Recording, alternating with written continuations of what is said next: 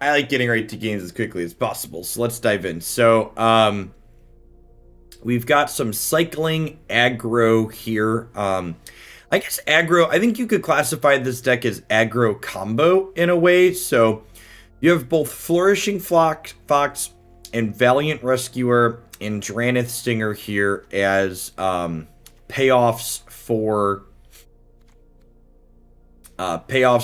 cycling our cards consistently. Rail is kind of a payoff for cycling our stuff as well. And then we've got Zenith Flare here for like a pseudo combo kill at the very top end of our curve. So one decision that this build has made that I found interesting is you'll note that this build is electing not to play the 2-mana cycler that gains life when you cycle a card, and that in part is because the Everwise cares explicitly about instants and sorceries being in our graveyard. So our goal with this card, in addition to letting her generate extra card advantage for us when we cycle things, is that she can also hit really hard because we have lots of instants and sorceries that have been kind of like copies 5, 6, and 7th of Zenith Flare in a way that people can block. So I think this deck seems kind of neat. The pathways allow you to have pretty consistent mana here, which seems nice. So let's go ahead and dive on into some games with this and see how it feels. Hey, Atheist Vengeance, thanks for 26 months. Welcome back.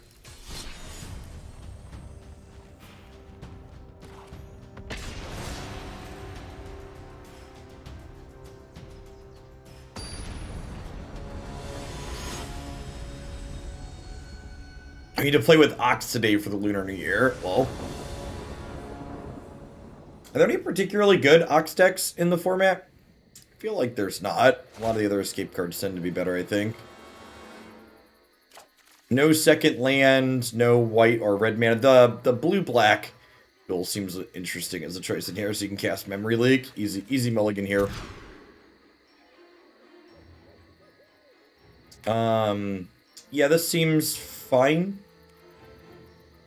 I think I'm actually gonna bottom Yorion. I'm gonna bottom a Zenith Flare here. Might be wrong though.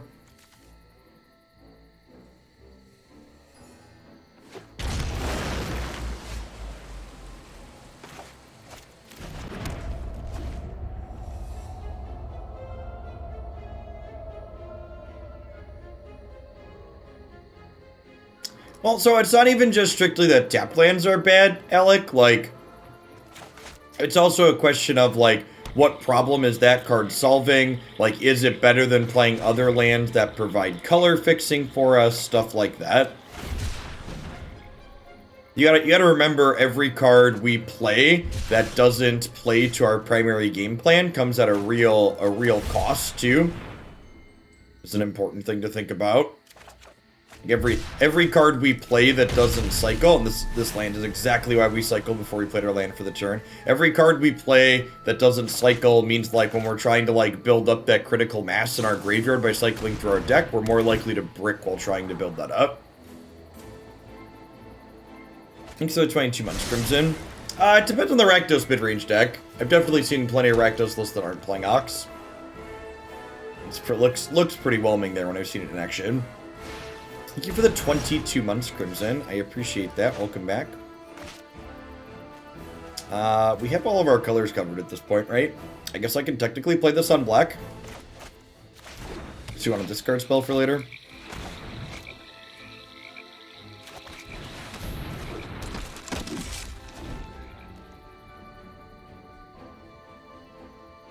I'm holding on to Boon of the Wishgivers as the last thing I cycle on the off chance that, like, we hit land drops and still have plenty of other things to cycle. We might want to cast this as a draw for in the late game. Good chance we end up just cycling, but it's also, like, the one we're most likely to cast, so it's kind of free to leave that around till later. Imagine this deck with Treasure Cruise. Treasure Cruise would actually be quite bad in this deck, right? It makes both Everwise and Zenith Flare not do anything. I would assume that would be a quite bad addition to what this deck is doing.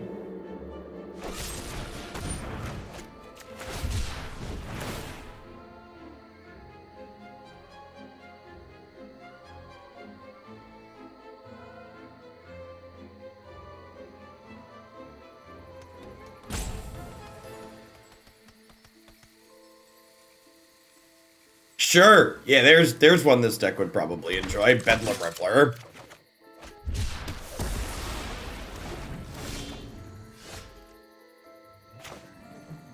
Were you a Mardu Pyromancer player, press a pick? That doesn't surprise me.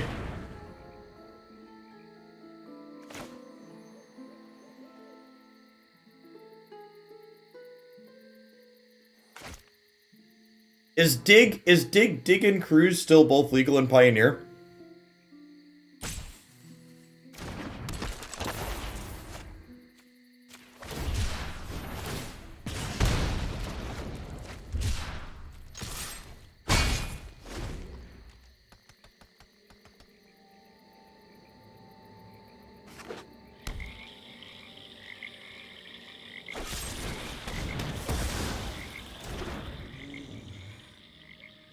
So I'm waiting to play out Real until we have a land. So that way, yeah, because now I can play Real and cycle in the same turn, getting to draw that extra card. Dig and Cruise are Pioneer legal. Sweet. It's amazing what happens when you put cards like that into formats without fetch lands. Like, people often make those cards out to be, like, objectively busted, but, like, people often forget, like, what they were like in Standard without things like Thought Scour and a bunch of fetch lands.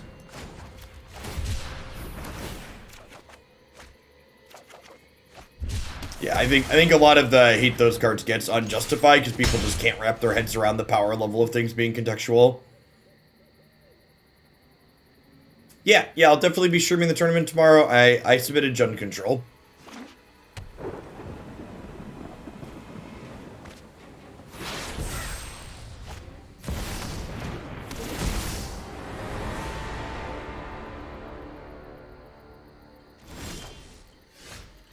It's a fox. Like a fox with $1. Does a cycling deck have a plan against all the discard postboard? Why do you think discard is good against us? Can you explain? Why do you think I need a specific plan against discard spells? Help me understand. Won't we lose all of our flares? Not really. Like, a lot of our deck is just cards that draw more cards, so like you could just cycle into more flares in the late game after your graveyard's been filled up. Yeah, this deck sees so many cards that discard spells tend to not be good use. I know, like, in this particular instance, you're, like, looking at 2 Zenith Flares in my hand early, but, like, this is not how this always plays out. It's simply, like, looking at this and being like, oh, there's a lot of discard spells and they're good against this deck, like, it's being pretty results-based. Discard spells get worse the more cards your opponent is drawing.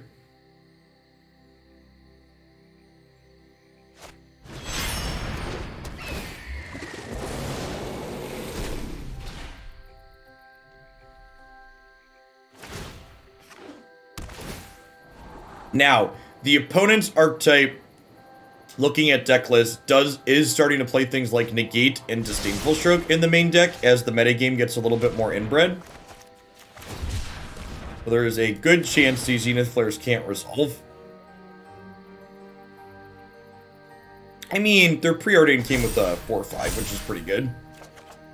I think I'm cycling this at this point. Get my foxes built up. I also want these to be lethal on their own.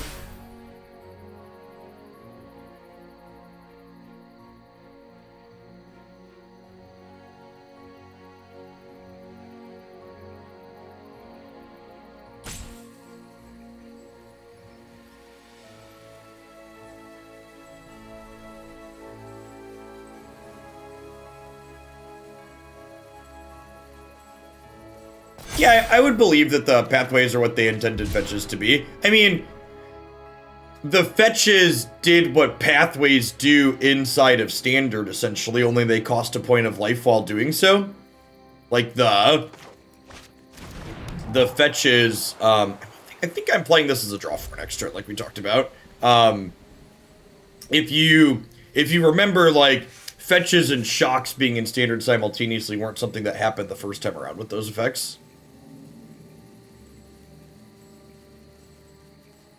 So, the mana in Standard's in a really good spot, in my opinion. So you can play 4 colors, but you can't you can play 4 colors, but you can't,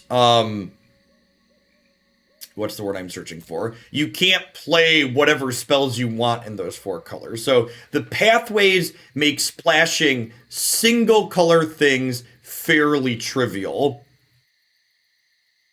So they're dead, maybe? It depends on what we hit here with these, because I can't play one of these this turn. It's very possible I shouldn't have cycled the second one, and I should have just passed with Z. I think I messed up, but I should have just passed with Zenith Flare up here instead of cycling another thing.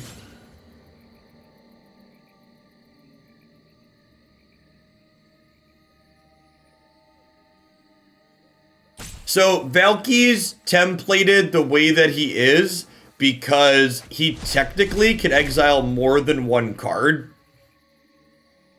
Is the reason why Valky is what he is for Commander and multiplayer.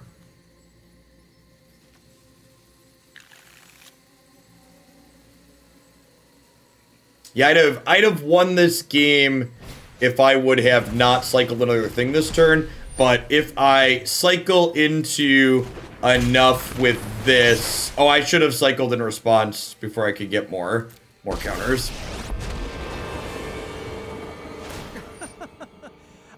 Oh, Tibalt exiles my graveyard. Yeah, okay, we're dead. Got it. That's a good call. Right about that bit too.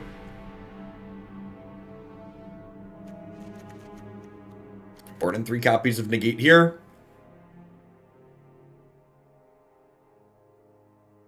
What are we getting rid of? Obviously something that cycles. A discard spell, right?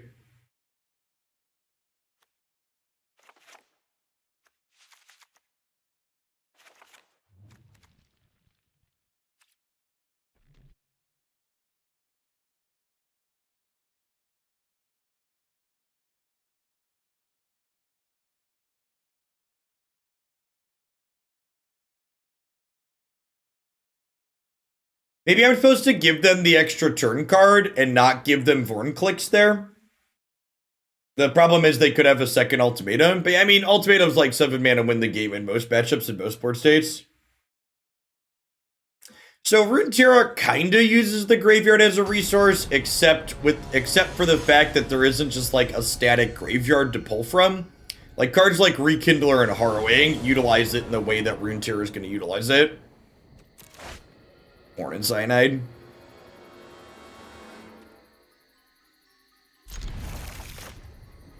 Like based on the design of cards like that in Runeterra, I don't expect Runeterra to implement a specific, we're tracking individual cards in the graveyard and you're bringing back individual cards.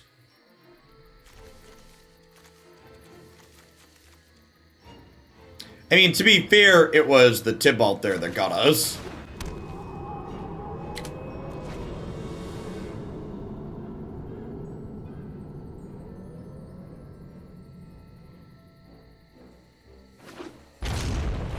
I didn't think about the Tibalt exiling our graveyard when it ulted. If I would have thought about that, I would have given him the extra turn spell and hoped they just didn't have another ultimatum. Morning, James. What'd you end up submitting last night for the FTK event? I decided I wanted to grind and submitted Jund Control.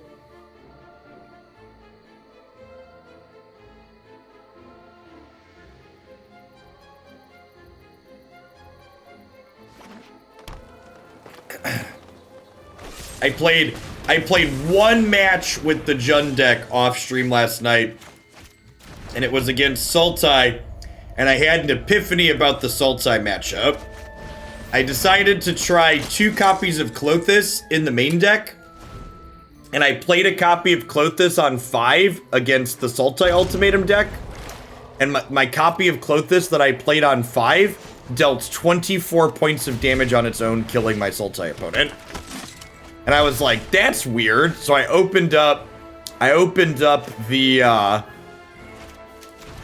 recent tournament finishes by the Sultai deck, and sure as shit, these Sultai decks all have like 1 way to take Klothys off the table. Most of them have 0 ways to take it off the table, which is like fantastic.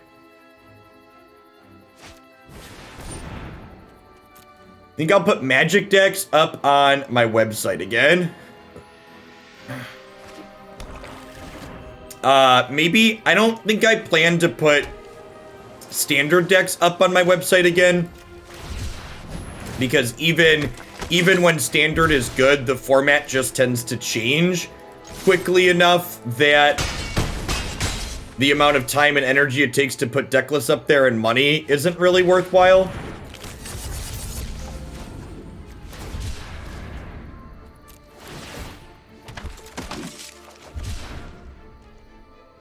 But if Historic is good and looks like it's going to be reasonable, I could see putting Historic decks up there again, because non-rotating formats don't change as frequently. Time Lord, thank you for the 32 months. Welcome back. Thanks for keeping me around.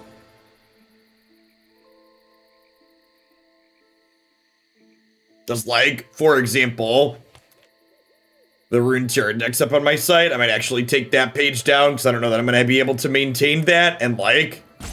Their balance patches and nerfs, like, ruined a bunch of the decks that were up there, which was sad. The Pale Cascade nerf was rough.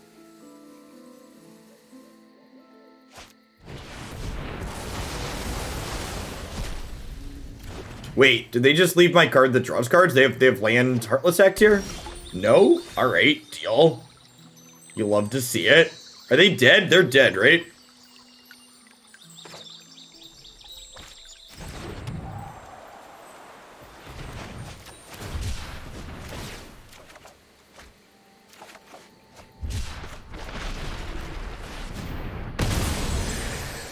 Charging lasers.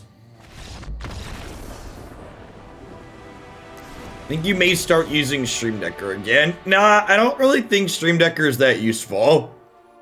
Like, what is Stream Decker doing for you that Cardboard Live isn't? Can you explain, I'm a Mr. Jojo? What do you need out of Stream Decker that makes it worth me using manual things? Cardboard Live uploads every deck I play a match with automatically. Instead of me having to, like, manually update a text file every time I make a change. Yeah, that seems fine, right? A little bit land heavy, but reasonable. You go blue, red, white, black.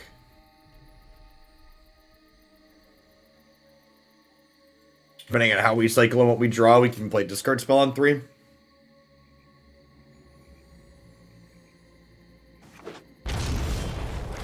Ooh.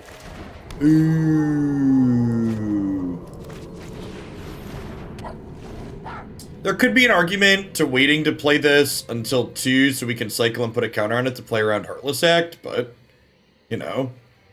What does the fox say, chat?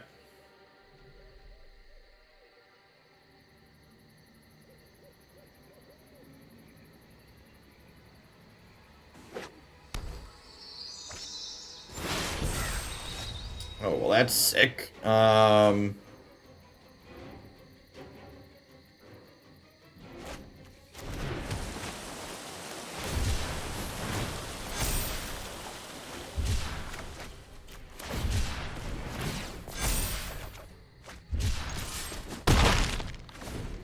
This fox does go burr. It's outside of Elspeth's Nightmare range now, too. Yeah, I was so... After I 24'd my Sultai opponent with Klothys, I started going through the list of all of the decks I wanted Klothys against, and I was like, it's actually just like all of them is the answer to which decks I wanted against. I like... Someone in that Discord asked if we're allowed to edit our deck lists after we submit them, and like, why would that be the case? Like, what is the purpose of submitting decks? What is the purpose of submitting decks if you're gonna let people edit them between the deadline and when the tournament is, right? So, I'm a JoJo, are you not aware? You just need to go to a different page. So here, if you click on this app.cardboardlive/s/Jeff Hoagland, that has all the decks that I've played throughout the course of the day. So does this URL give you what you were getting from Stream Decker?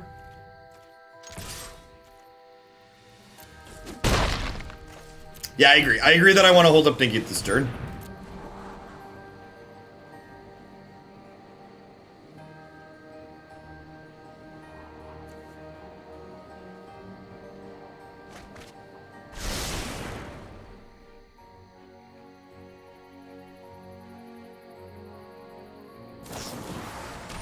It's a lot of Ugin decks. We've been playing a lot of Ugin decks, to be fair. She has no power here, chat. She's powerless.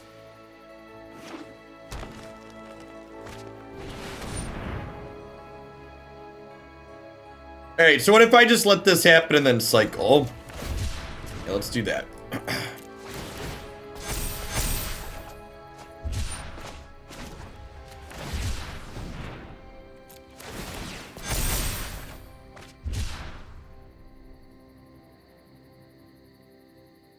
So this is 8. So if we cycle 4 cards next turn, we only have to cycle 3 cards this turn, actually, right?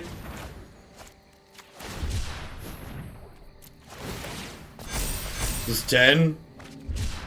Come on.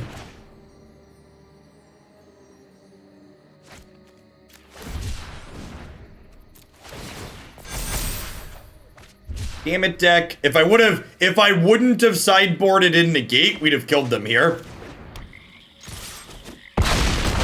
If I wouldn't have sideboarded in Negate, these would have been 1-mana cyclers. Should have just been linear, chat.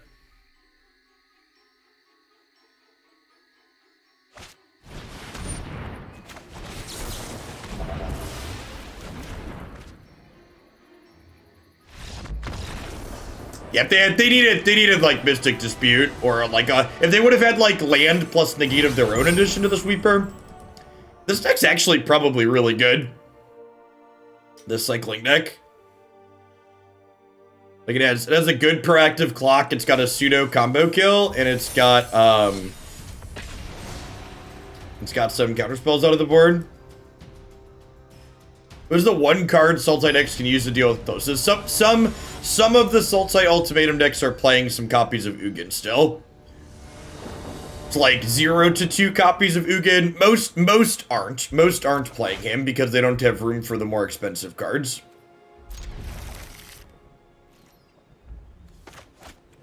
I think this is keepable. Need to charge the laser. Zenith Flare makes it hard for aggro to race you too, which is sweet.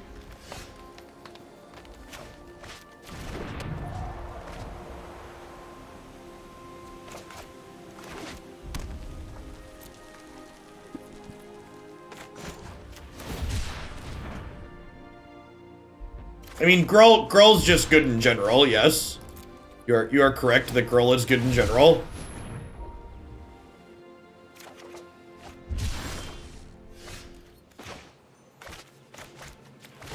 Speaking of,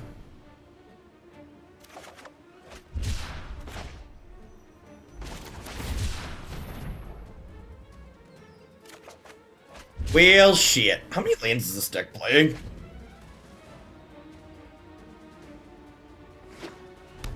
Not that Cardboard Live puts a number with it. I need to send them a message and be like, hey, I need these sorted by. I need these sorted by numbers.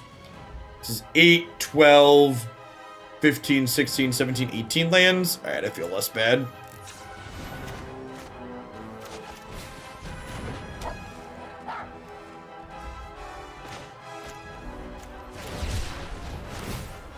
Is it a little greedy?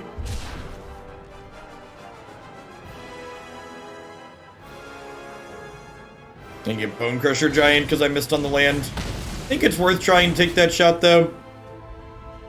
I think we want to throw away our shot. Foxes, young, scrappy, and hungry chat. Waff Turtle, thank you for the 5 months. I appreciate that. Welcome back.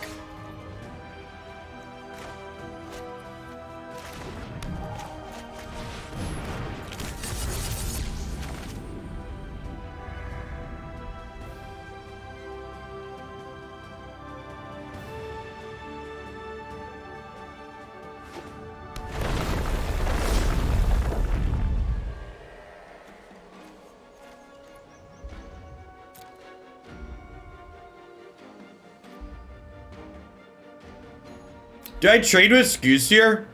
No, they can have Cleave, right? I guess we're dead to Cleave.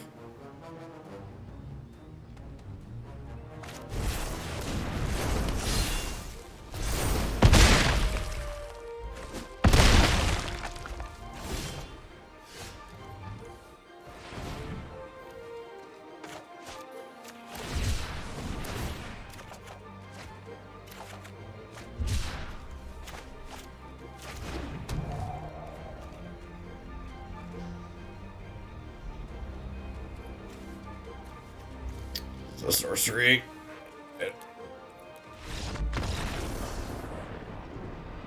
Is it wild that Elder Gargoth is only 5 mana? Well, considering Elder Gargoth isn't strictly playable, it's like there's some debate over whether or not that card's playable. I don't think that that's really, yeah.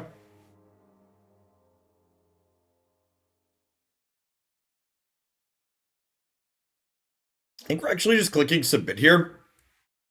I think we're just clicking submit.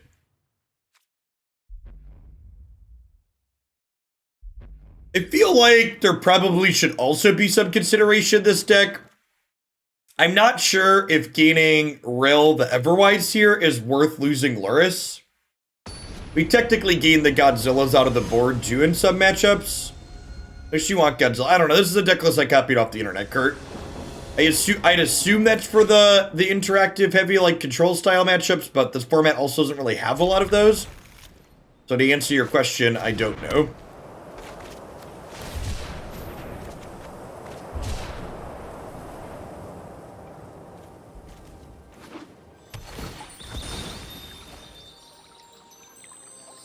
I think we lead on Drannith Stinger here, because I'd rather Drannith die to a stomp than Rescuer die to a stomp.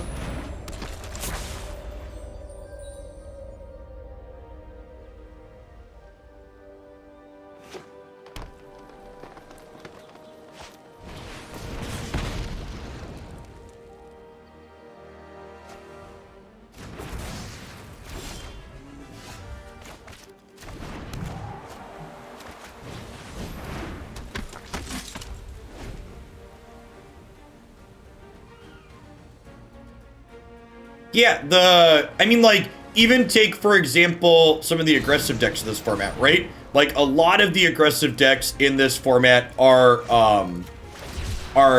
Beanstalk or Giant Slayer decks, right?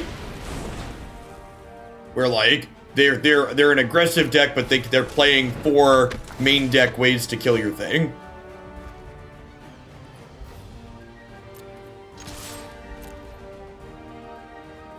I want to kill this, right? I'm pretty sure.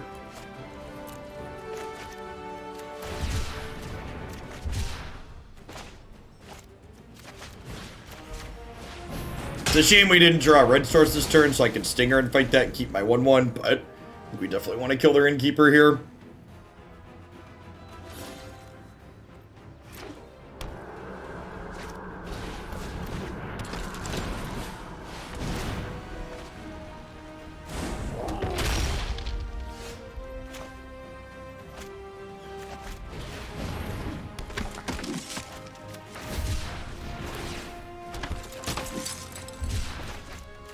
It.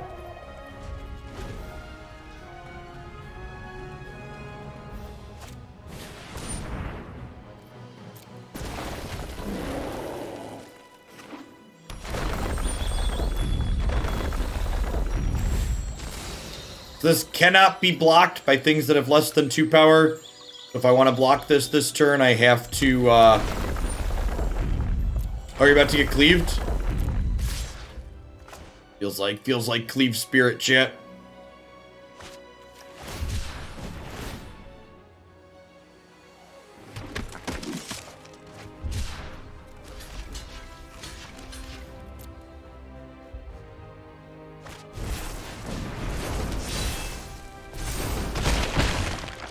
They elected to save their Innkeeper rather than push extra damage.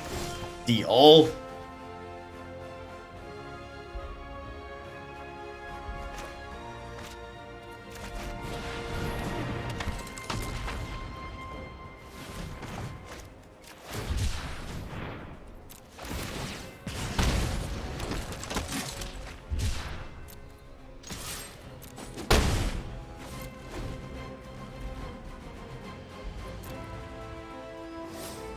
18 cards into our deck without a Zenith Flare.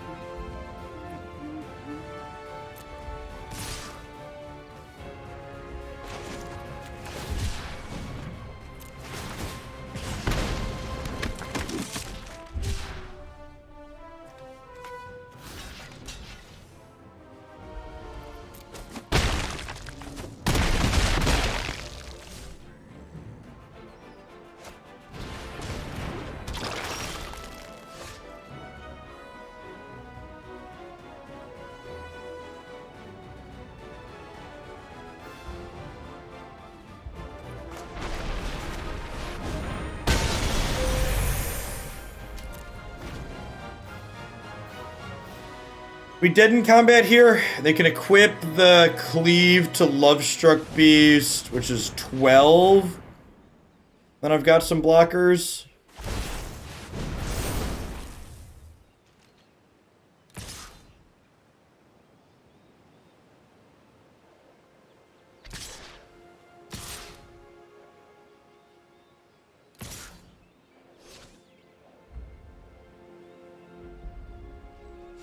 Hey, thanks for the 3 entire years, Mr. Lifeguard. That's a long time. Welcome back. Good morning, good morning.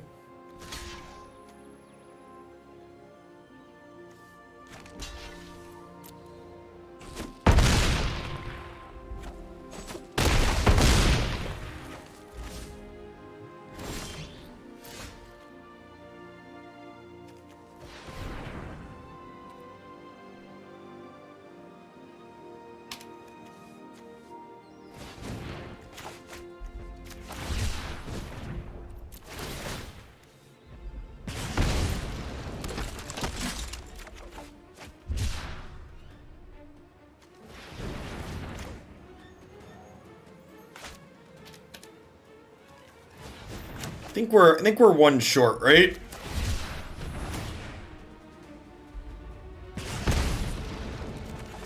Because they could gain 2 with this goose.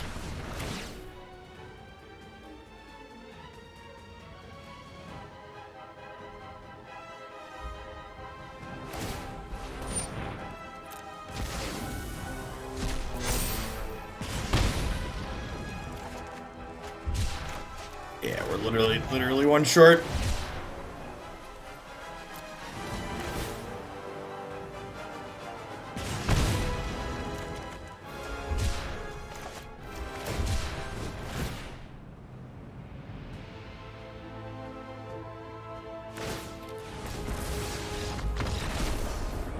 I think that game would have actually been less close had they cleaved their Bone Crusher Giant instead of saving their silly 1/1 that drew cards. They would have just like smacked us for 10 that turn instead of saving their silly card that drew more cards. Would have died. Wouldn't have had a chance there to have a turn.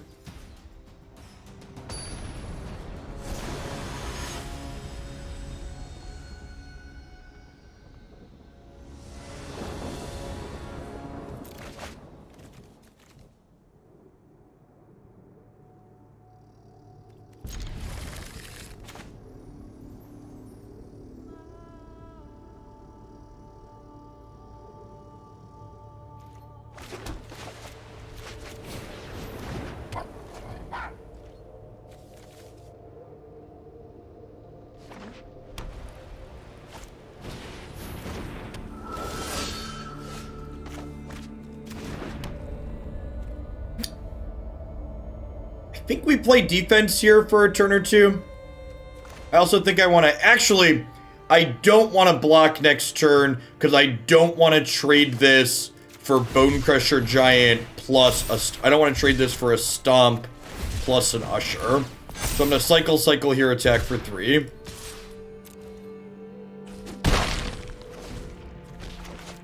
I've named Goldspan Dragon Charizard for obvious reasons, says Charizard James. Checks out. Alright, so do I go for Blood, the Aspirant, or do I Valiant Rescuer and start building up tokens? I can go for Blood this next turn, right?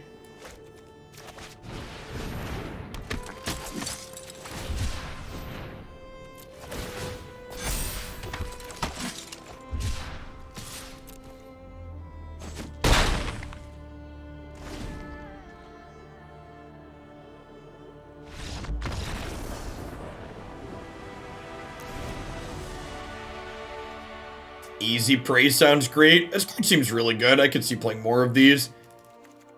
Yeah, I think we're gonna rebuild this a little bit after this game, and we're gonna cut these and build this as a Lurrus deck.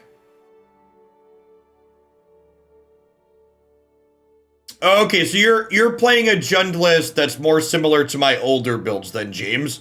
For reference, the only creatures I'm playing in the Jund list I submitted for tomorrow are Clothis and Valky.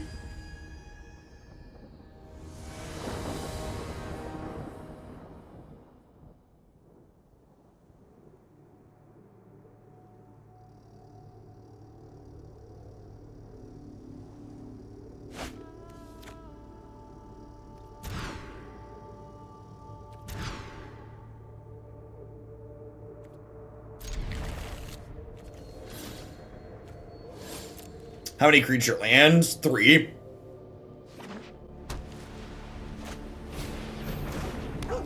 Well, led me to the decision of less creatures. I was tired of turning on my opponent's spot removal game 1, and I wanted to accrue virtual card advantage by blanking cards to the Cartless Act.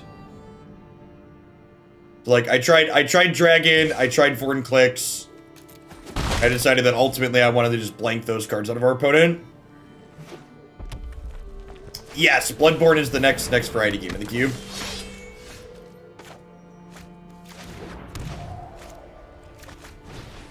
We play second Fox here.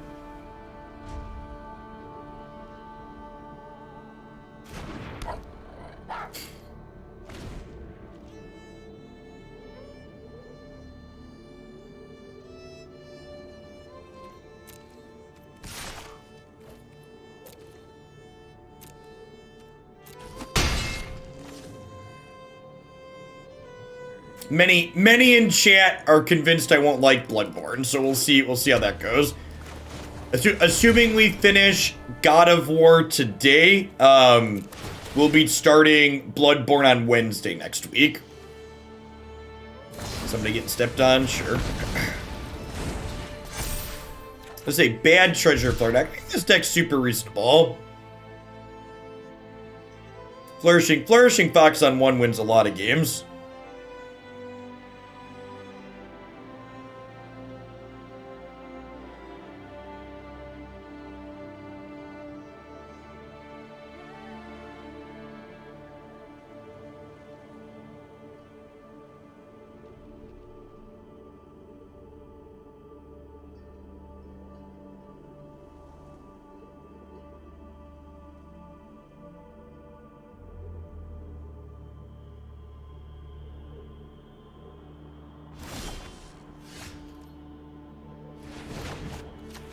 So, for the record, people telling me I hate Souls-type games, I've never actually played a Souls game.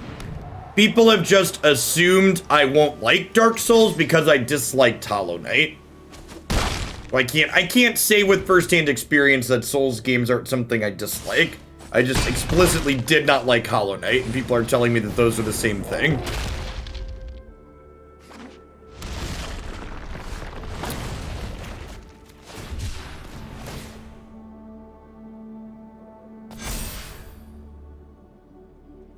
Really need to draw some cyclers here. Yikes.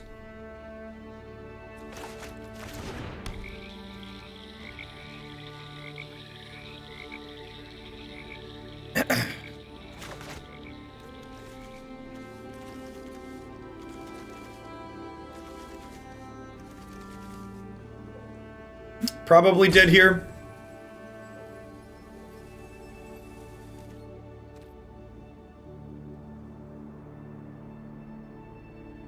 Hey, thanks for the quarter for your West Coast. As a 2-point comment on your resub there though, tier 1 and tier 2 sub, or tier 1 and prime subs don't bump things in the deck queue when they renew, and 2, I'm taking a bit of a break from Runeterra for the short term, possibly until their next patch. I'm really not a huge fan of their current format. I think we've died, chat.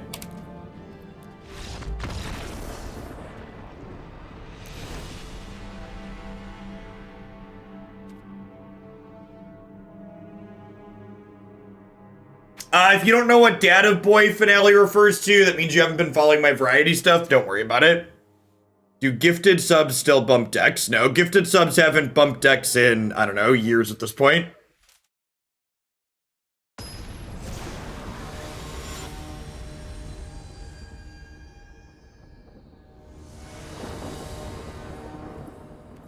I haven't let sub gifts bump decks since we put chat in sub only mode.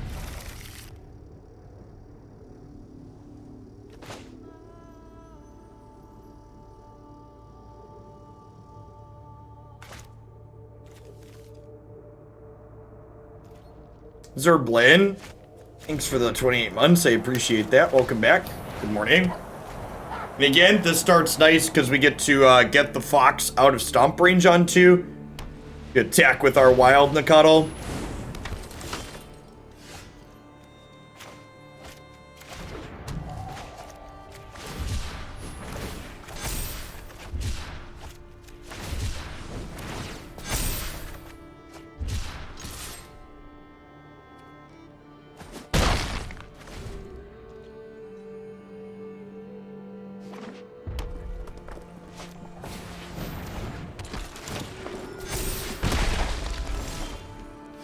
I think I'm again gonna prioritize playing this and then going wide while also going tall.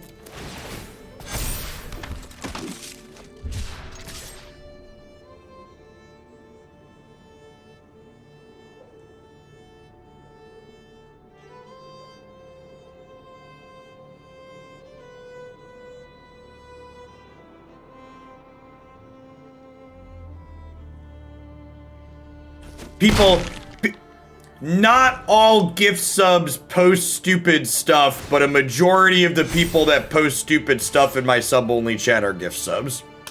If you can follow that logic.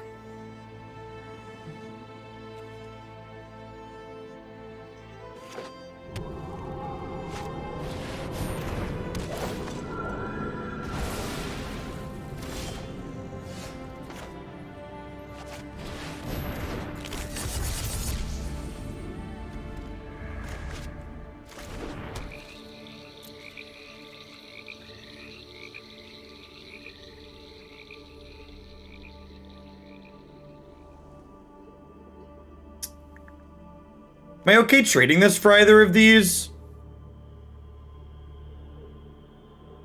I feel like the answer's probably no. Do we regular subs need to step up our game and post more stupid stuff? Not necessary.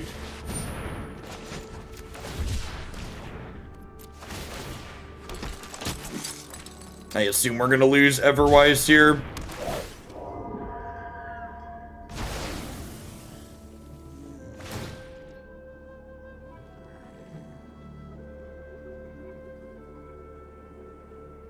They could be a cleave deck, so I think I want to start chumping this turn if they attack with just this.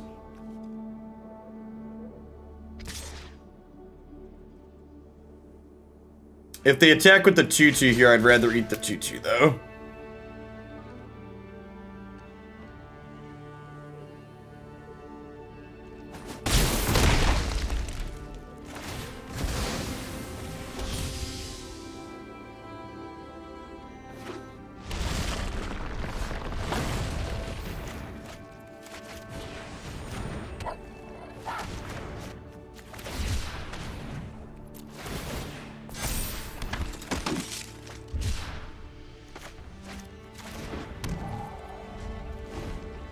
Pass back here for now. Cycle the Triome this turn.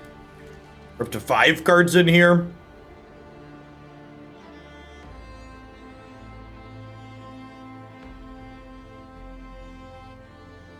I know a timeout request when I see one.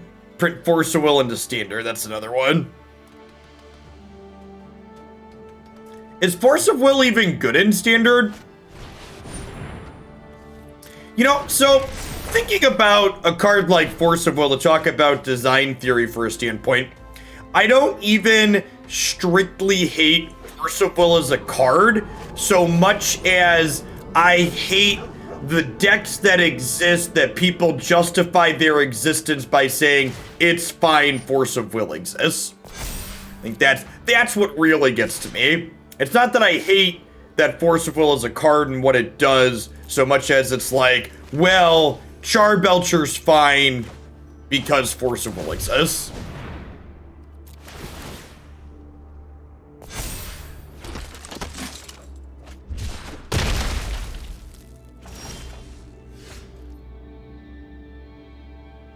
Am I dead next turn? I don't think so, right? So what happens? They can go Maul. Maul gives this +3. This gives it +1. So that's 9. This is 10. And then even if they draw another card, it's only...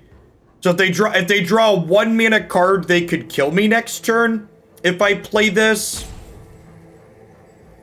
I'm probably just supposed to cycle, right? I think I'm just supposed to cycle things. I think we're supposed to hope to hit a couple of things and then Zenith Flare, right? Is basically the out.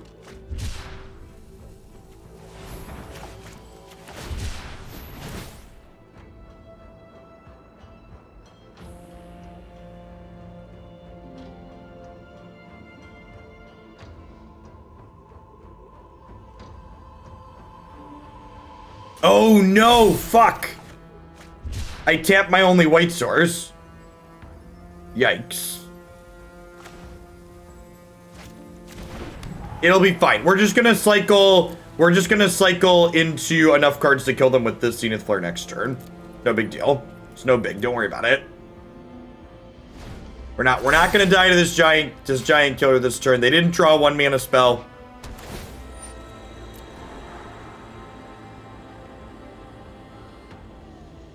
Don't worry about it, chat. I just need you to believe. We're gonna be fine. Everything is fine. Nobody panic. I'm not panicking. You're panicking.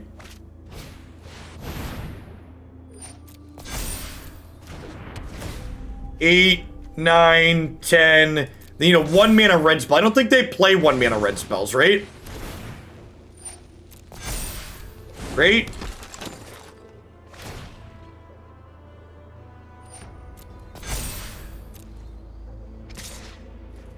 Too late. I have already bought 20 packs of toilet paper. Alright, chat.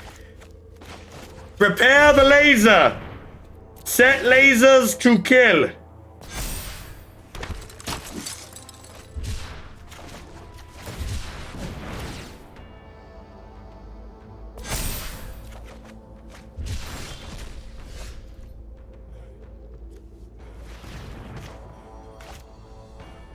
Wait, I have lethal, right? This is an instant, so I attack with everything. We make the one they don't block a 4/4. We Zenith Flare them. Oh, yeah.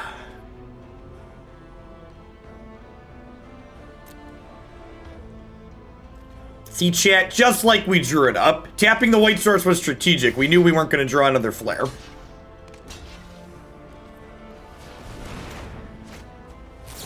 What is Startling Development? A snake, a snake. Oh, it's a snake. A laser, laser, laser, laser, laser, laser, laser, mushroom, mushroom. All right. So far, Real continues to be bad. Let's get her cut out of here. Opponent denies us the sweet succulent release of the super duper missile. Did you know that the super duper missile is 17 times faster than a normal missile, chat? Very exciting. Alright, so let's do that. Let's get the healing cycler in here. Drannith Healer. How do I want this mana base to look?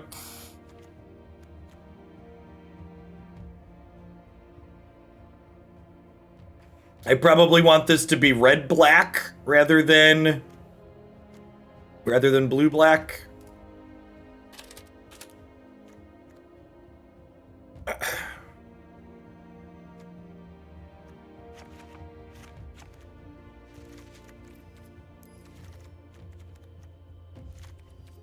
many white sources deck playing on one? We only have 9 white sources on one. I want this to be a blue-white duel, probably. Or white-red. I have white-red.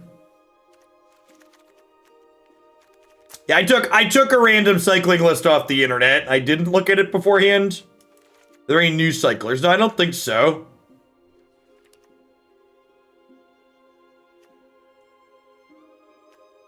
Yeah, so we're like base white-red. Black helps cast Lurrus. Black helps cast this. Easy Prey seems like a card I'm into out of the sideboard. All deck submissions are $50. And I am taking historic submissions again with the asterisk that we'll play them after Uro is banned next week. Braveheart Lion, thank you for the 15 months. I appreciate that. Welcome back.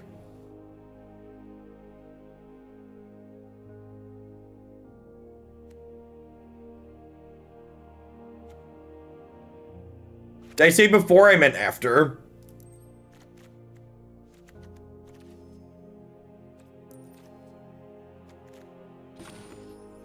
I mean, to be fair, Precipic, MTG Melee is getting close. Especially for tournament data. And, like, tournament data is better than random ladder data in some ways. The setting's a little bit different. So not perfect, but better than what it has been. So this gets us to 12 turn 1 white sources. And how many red do I have? This is only... It's only 9 red sources, though. I guess I don't really need red till 4. Playing Drannith Stinger on curve isn't important. Playing these 3 cards is the most important.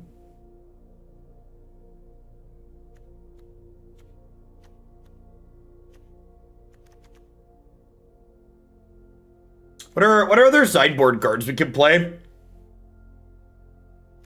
Shredded Sails and Easy Prey both seem easy includes, because, like, they cycle, even if they cost 2. I probably don't have enough blue sources to actually play Alliance anymore.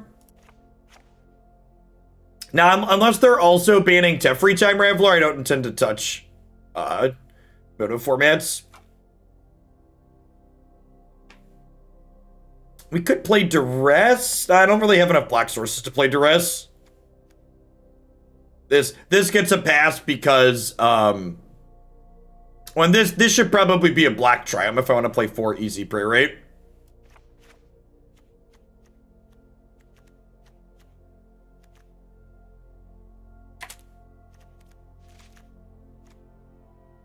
Makes casting Startling Development like we did that last game hard to cast. That's fine. These negates are a little ambitious too. I'm going down to... I probably can't play negate. I have no idea what I want this sideboard to do.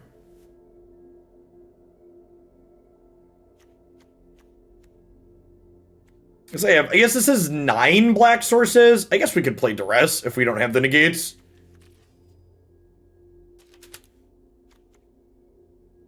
It's probably fine.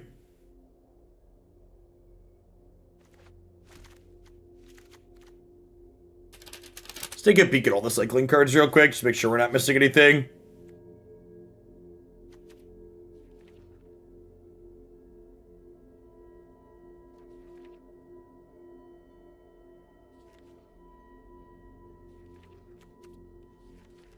Nope, yep, not missing anything. I don't really know that I have other sideboard cards I really want here. We could just, like, put 4 Duress in, and then there's two other slots. Oh, Roiling Vortex. Yeah, I like that suggestion a lot, huh? I like that suggestion a lot, actually. Let's do 3 Duress, 3 Roiling. Yeah, this card's great. The Sultai ultimatum deck sucks to play against. In.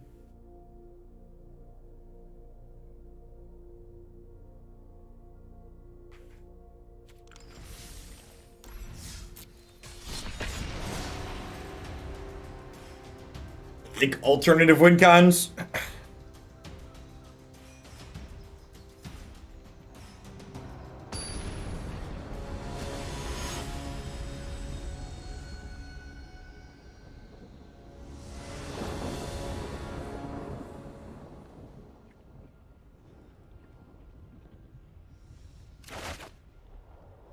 Chat is severely underestimating my tolerance for being willing to die to stupid combo decks in Magic.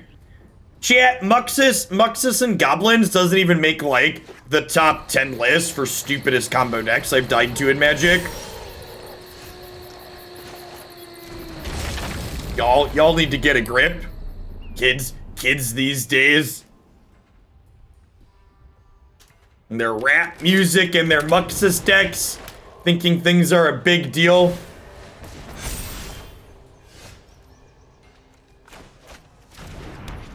I gotta play Drannith Healer on too.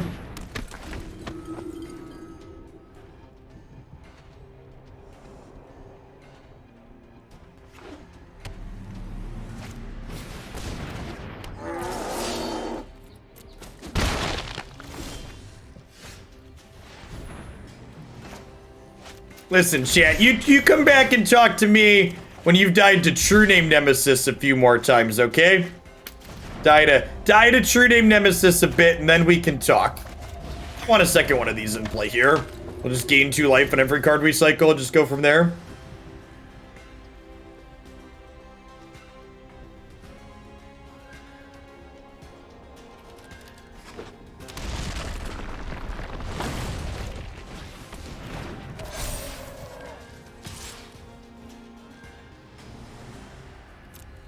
I like that Roiling Vortex kills my opponent, whereas Deafening Silence does not. Ooh. So you're right, Deafening Silence seems cute. Probably gonna regret this later, but I'm gonna turn on auto-ordered triggered abilities for now.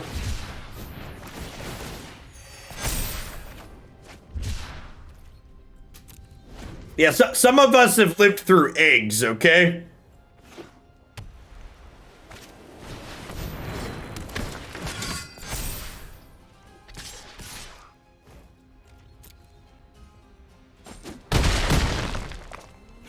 I really want to draw a 4th land next turn. The stream was pre-recorded in front of a live studio audience.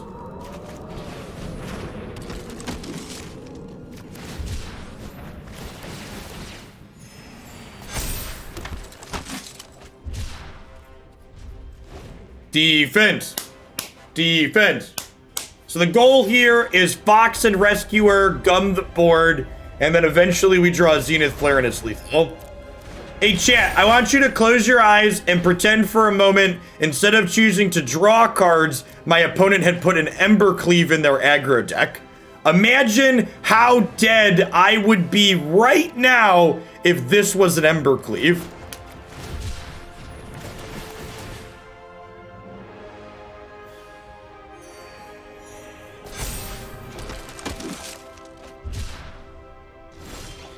At least 3 dead, yep. You know, honestly, do I even want a second Fox? I have a Giant Killer? I guess I do, because they have a Giant Killer.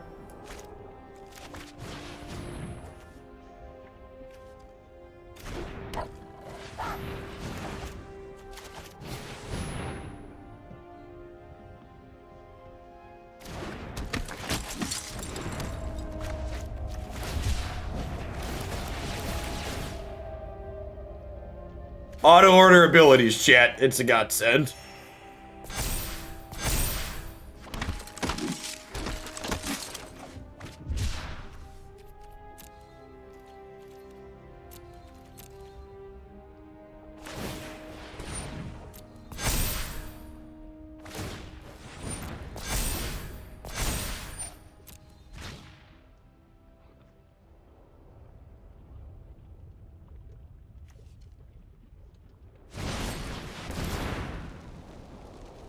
You've chopped down my Fox and made my Zenith Flare stronger. Thank you, opponent.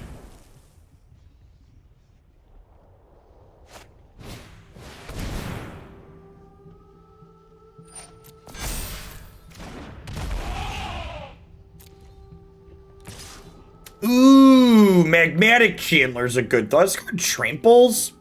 It's kind of rude.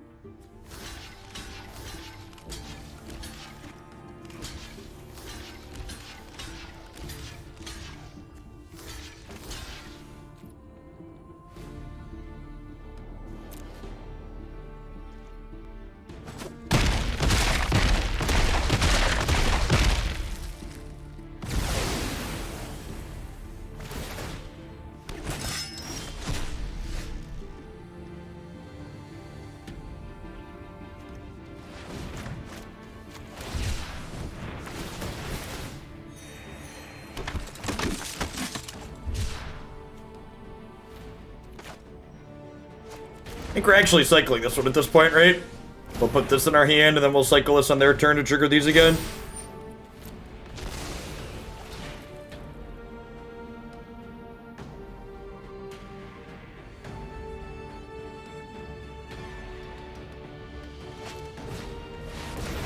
Oh, they're a Winota deck. Oh, that's kind of scary.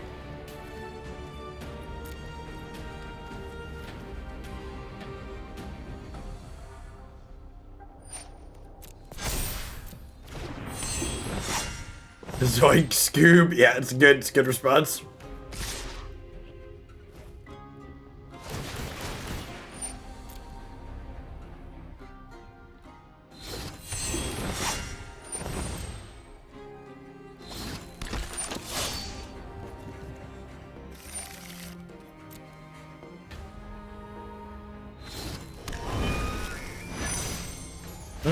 That gives everything trample, yeah.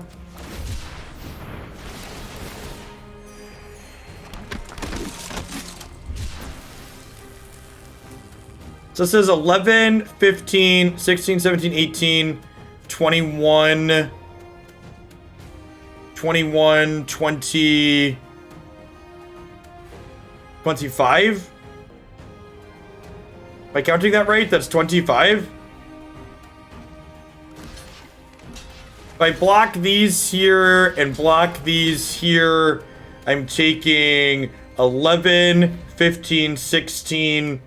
This is 22, right? Wait, is that 23? It's 11, 15, 16, 19, 23. This is putting this to 15. So if I block this here, I kill them on the backswing. Because this is dying, I'm hitting them for 5 plus a 15 here. Opponent can pump, how? They only have 1 mana available, right? They only have one mana?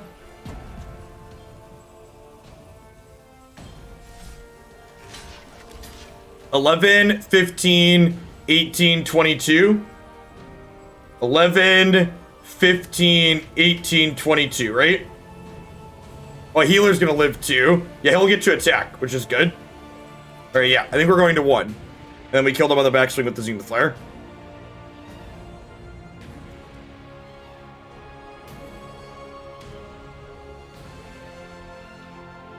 Or did I miscount the Mammoth? I miscounted the Mammoth. The lack of an eye in this game sucks. Hello, baby daughter. Beautiful. You are? Daddy miscounted and lost. If I would have blocked the Mammoth with 3 more, I would have won the game, right? Yeah, so I miscounted and we died because I miscounted. Yeah. That's definitely, I don't know. You could call that a user error, but like the interface does not help me within that instance, and like the rope is ticking down aggressively. Thermostat's at 60.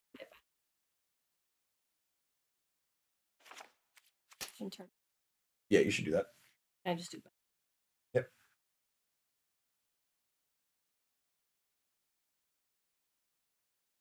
Okay, so, and again, like, that's why we're not worried about our record here. So, like, had I not miss the mammoth on a board state that had too much stuff going on it, we would have been able to kill them on the backswing there with the flare. I like 10 minutes. Haley Sandwich. Who's a good baby? You are the best baby in this house. Alright, Fox on 1, let's do it. Oh, God bless you. Oh, God bless you. And that, chat, is why children are plague carriers during normal times, much less during actual plague times. Do you need more Haley sandwiching?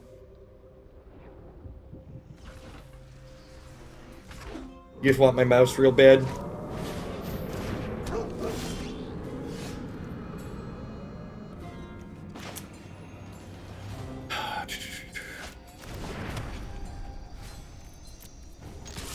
What an adorable disease vector she is. She is quite adorable.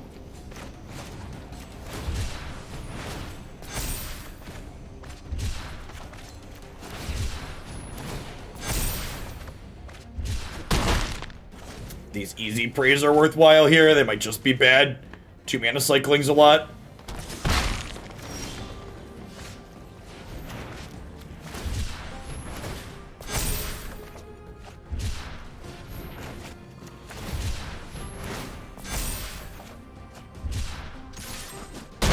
Crunch. No third land drop, but a 5/5 Fox.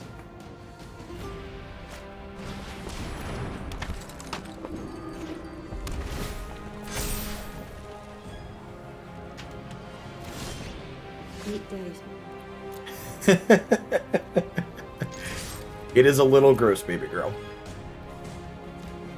You just say no blocks? Deal.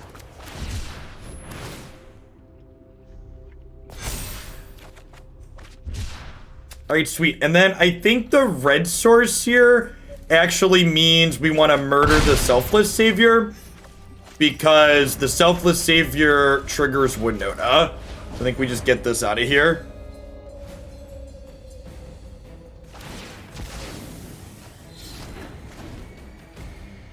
I think the fact that they didn't like attack and then block and save this to absorb damage means that they're likely on Winota this turn.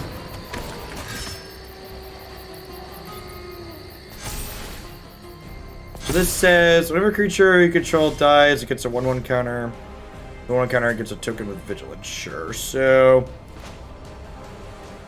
we have them under the Abyss with the Flourishing Fox. I think we're just using the Go for Blood again here, right?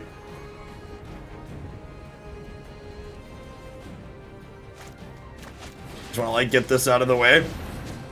I guess this is not great because I don't have a black source. So, like, if they have Winota, they're going to get to plunk Winota down next turn. Pomoyne, welcome back.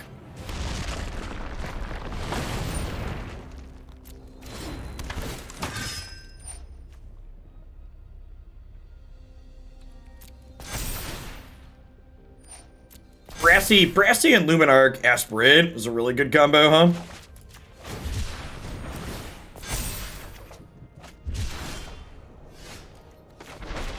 Zenith Flare and cards in my graveyard is a good combo too. Alright, so we'd have likely 2-0'd this match if I had counted correctly in the first game.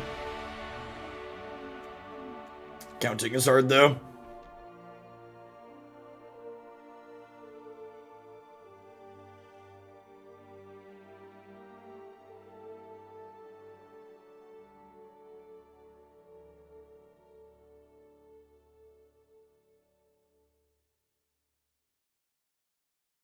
Going for that rare 3-0. Yeah, exactly. Making a break for it, baby girl.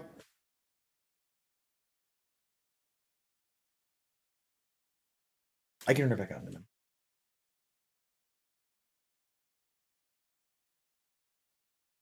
Counting is as easy as 1, 2, 7. Yep.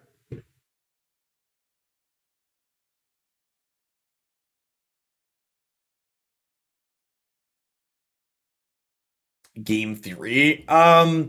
My master's project was about network analysis of graphs, so that's probably, I chose that topic because that's one of the topics that has the most interest to me personally.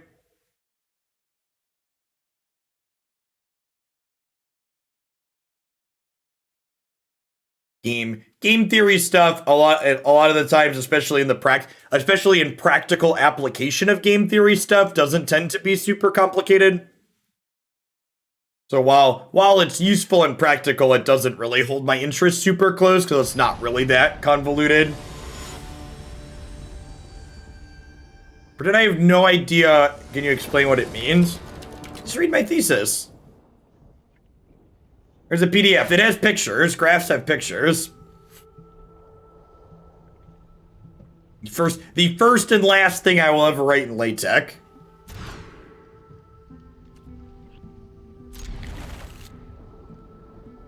Bottom the easy prey for now. I don't have the black source anyways. It takes 2 to cycle.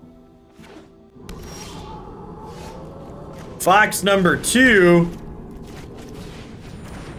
This isn't a picture book at all. I said it has pictures. I didn't say it was a picture book. God, I hate LaTeX. You and everyone else.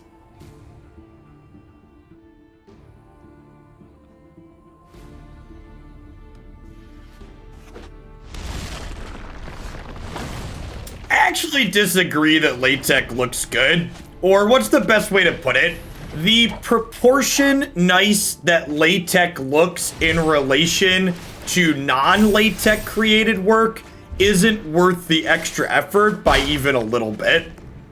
So like, it looks fine, but like the amount fine it looks more than like using the equation editor in OpenOffice or Microsoft Office or Google Docs is like not that much of a difference. Alright, so does this feel like a Giant Killer turn to anybody else? They probably play Giant Killer, right? If they had Stomp, I think they would have stomped on their turn. So I think we Valiant Rescuer and then only crank these to this. Yeah, it's short. The school that I went to, they technically didn't call it a thesis, it was a master's project. So a little bit less rigorous than what some other places do. It's not, this wasn't, I don't have a PhD, I only have a graduate degree.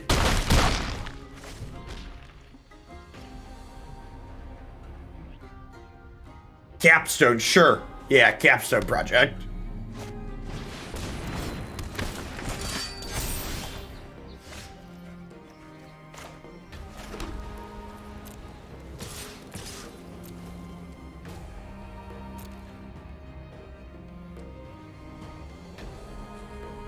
Chat, tag yourself in Jeff's thesis. I'm figured IT and troublesome graph. This is a bold block. This is a bold block, opponent. There is no fear in the opponent's dojo. Although I suppose they would have died if they. You know, I should have attacked with everything here actually, because we would have killed them. I wasn't thinking about them dying if they didn't block the fox. This deck actually seems. Why aren't people playing this archetype? Is there something I'm missing about this deck that makes it really bad? Because this deck seems really good.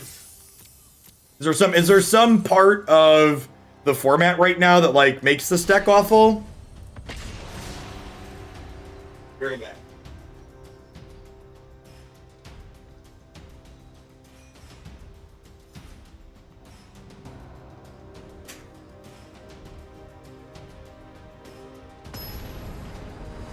It's just incredibly lame. Is this deck bad against Sultai? No, I think it's actually pretty good against Sultai.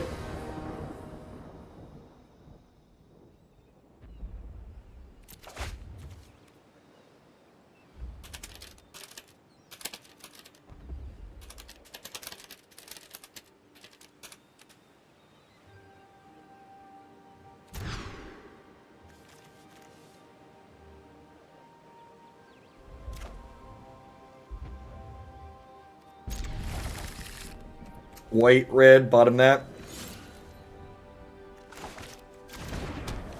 Elspeth's Nightmare. Elspeth's Nightmare is a card I could believe. That's a good thought. This is not a budget deck. This used to be a budget deck before Pathways existed. It is no longer a budget deck. The person that suggested it could be a budget deck. Last season, the mana was fine. This season, there's a ton of rares in this deck.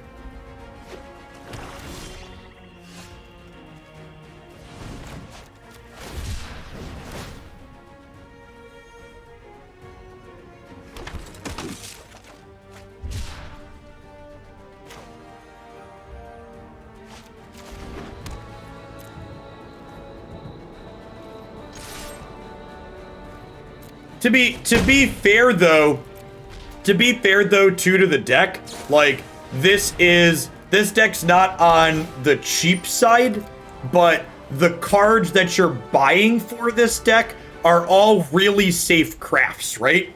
So like if you're someone that's going to be playing a lot of Magic Arena anyways, and you're going to eventually be building a lot of decks, you're not really crafting any deck-specific cards for this deck, right? Like, the deck-specific cards are commons and uncommons, if that makes sense. So you're right that it's not cheap, but, like, yeah, if you're not, like, playing the bad version we started with that had Riley in it for whatever reason, we've cut her now from this build, but, like, looking at this build that we're playing, there aren't any rares or mythics in this deck that are, like, really bad cards.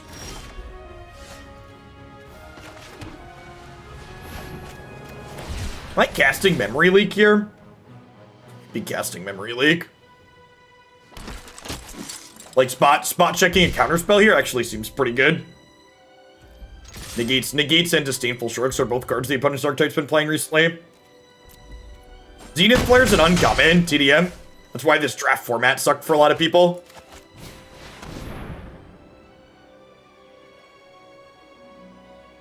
Yeah, this checks for Elspeth's Nightmare actually, which is great. We should have played this over the weekend. Honestly, I could see that have been a good choice, James. All right, yeah, and like, so like they haven't been playing Heartless at because they have this Extinction event they were going to lean on, and now I get to take their Extinction event away. We're just going to kill them before they get to this card, right?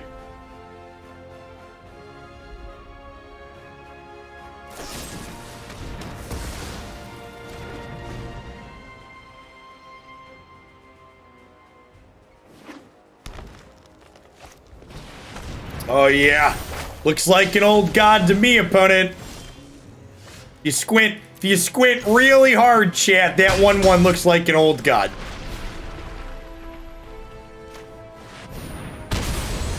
Nuclear launch detected.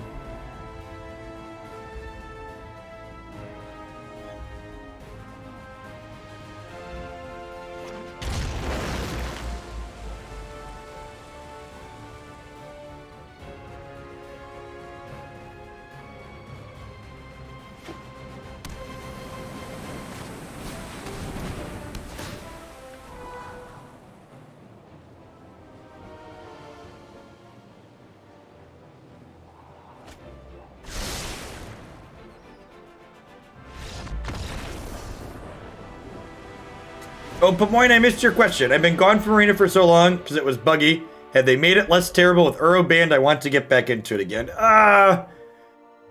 As far as, like, bugs go, it's about the same as it's always been. So, like, if quality of software is what pulled you out of it, it's probably about more of the same. So, Roiling Vortex sounds great. So here's the question of how many actual cyclers can I afford to cut in this matchup? Can I afford to cut 6 cyclers? Yeah, actually, the mobile client maybe gives me some hope that maybe we're going to see some improvements to the desktop client, because the mobile client's actually been a lot better than I was expecting, and hopefully whatever performance integrations they've had for that are going to make their way over into the regular client. I think I'm going to bring in Vortex and Duress, and we'll see if this feels like too many here. I could see like 4 or 5 being the most cycling cards I can cut. I mean, like, Magic Arena hasn't had consistently, like, notoriously game-breaking bugs. It's just, like, the random hard locks and graphical errors and memory leaks.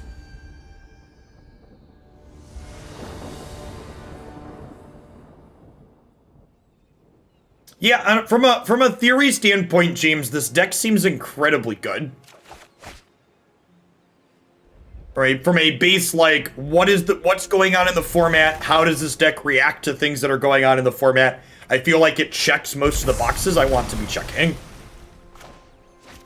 So there's a good chance they have a 2-mana removal spell anyways here. So I think I'm actually just gonna pass to give myself 3 chances to draw my land onto. So I think there's a good chance if I played this, it would just die anyways.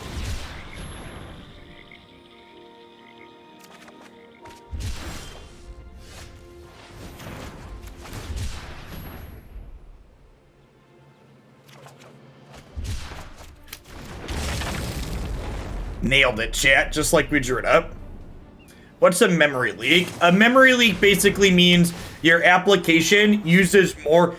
The TLDR of a memory leak, there's lots of ways that they can be caused, but it basically means your application doesn't free up memory it had previously allocated to do something when it stops doing that thing. And this results in the application getting slower and slower over time, which is why if you restart Arena every 2 to 3 hours, the application runs better after you restart it.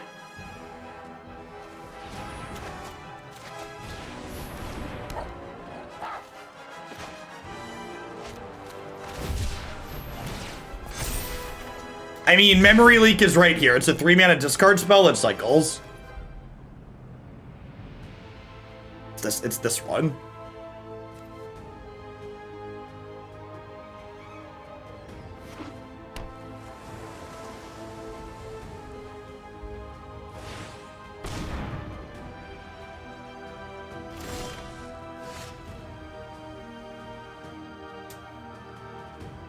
We really just need to hit land drops, right?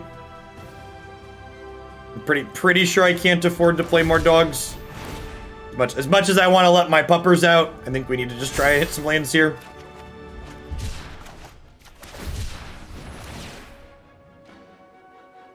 I'm gonna eliminate this good boy, and I'm gonna be really sad.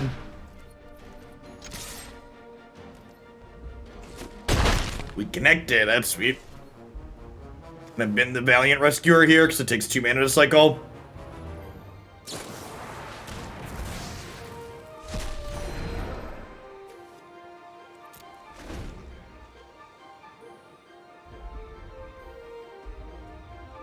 Yeah, exactly that, Claire. A lot of modern programming language handle memory cleanup and memory management in and of themselves, so it's not something that you do manually as a programmer. And actually, it's one of the reasons why, as a developer, it can often be hard to chase down the source of a memory leak, because oftentimes, not always, but oftentimes, when your application is experiencing a memory leak, it's not actually your code that's leaking, it's underlying code from a dependency that you've built on top of that's leaking.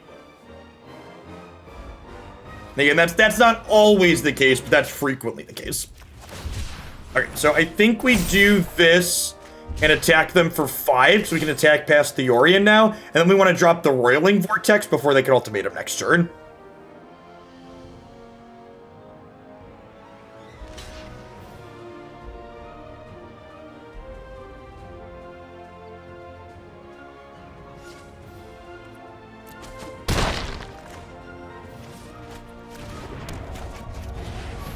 So again, if you haven't seen, this card is an anti-ultimatum piece of technology. The second line on here, when a player casts a spell, if they spent no mana on it, it deals 5 damage to them, is the line of text we're looking at.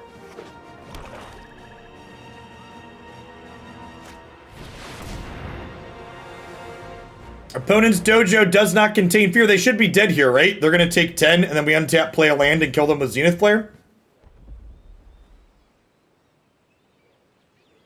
I think this archetype might be great, chat. I don't think the opponent realizes the Roiling Vortex flavor text here.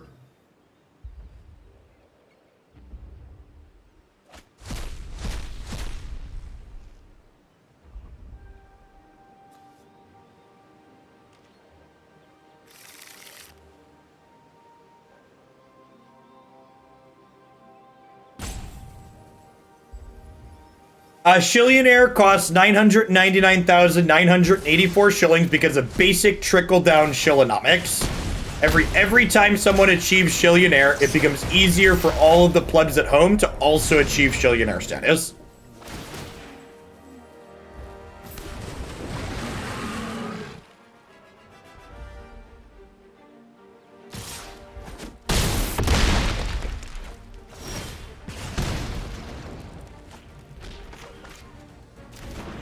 Nuclear launch detected.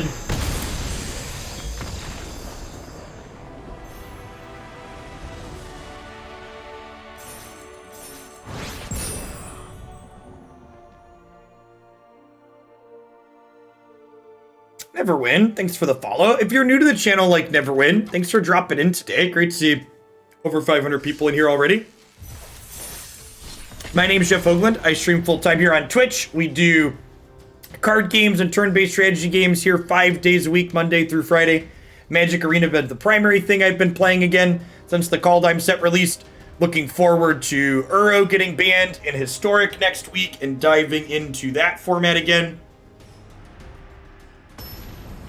Usually play 2 or 3 different decks every single day. My YouTube channel, youtube.com/Jeff Hoagland, archives everything I stream. So if you're interested in a lot of off-meta, standard, and soon-to-be historic decks, my YouTube channel is a great place to find those.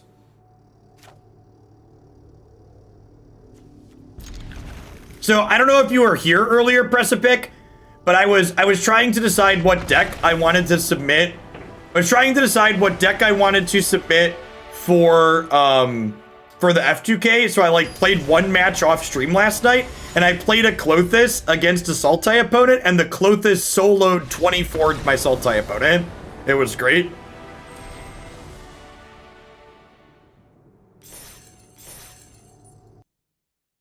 They just actually couldn't take it off the table. Yeah, it was awesome. We wish we had registered this now. There's always one of the things that's great about Magic, and honestly, I'd forgotten, competing in tournaments is fun, and with MTG Melee, there's tournaments basically every single weekend, so. Alright, we're gonna play 1 or maybe 2 more with cycling aggro, but let's let chat vote on what deck we want to play next, huh?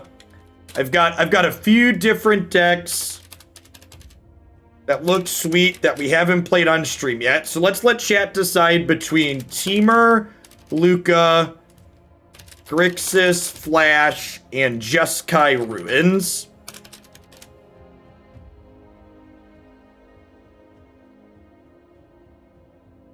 You may spend your shillings or a few bits to vote extra as always, but 10 minutes to vote in chat for Temur, Luca, Grixis, Flash, or Jeskai Runes for the next deck today. Also remember, if you plan on going crazy with bits to vote for a deck, you can also just donate for 5,000 bits. I will play a deck of your choosing guaranteed. So the bits option is there, but I would largely encourage you that I'm mostly doing this voting as a way for engagement and for people to have a way to spend channel points.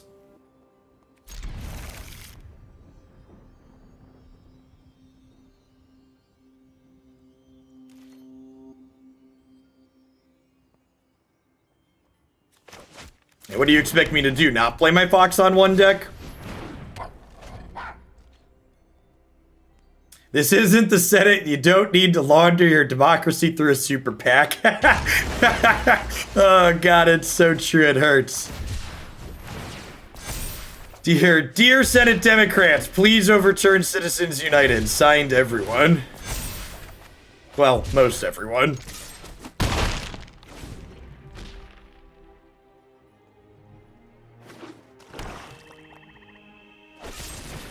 What is a Jeskai Runes deck? Well, you just have to vote for it to find out, obviously. Am I supposed to try and hit a land tier? I don't think so.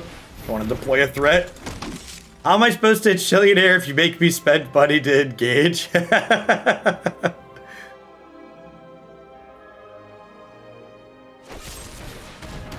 Rude.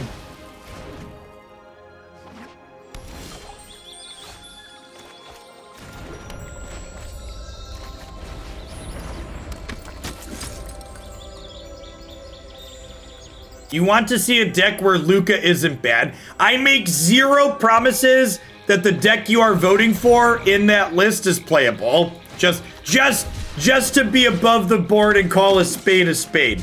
Just because a deck is listed in that list does not mean you are about to get something that's competitively viable. A lot of the decks on these lists that people will be voting for are things that I've brewed up or found other places that look interesting. They're not always things that I've played before.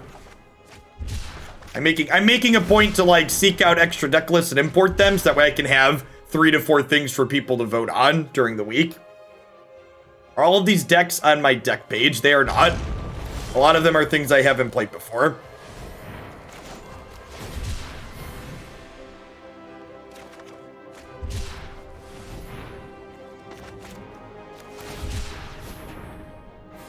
Yes, for a working example, see the blue-green turns deck from the other day.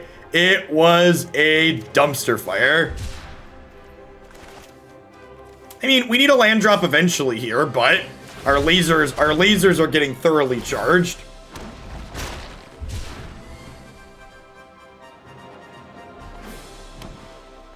Jeskai Runes and Temur Luca are neck and neck, chat. Neck and neck.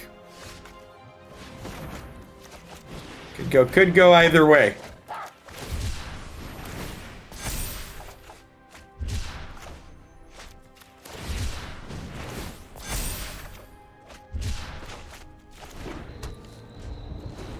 The voting is rigged, but we're upfront about the fact that it is.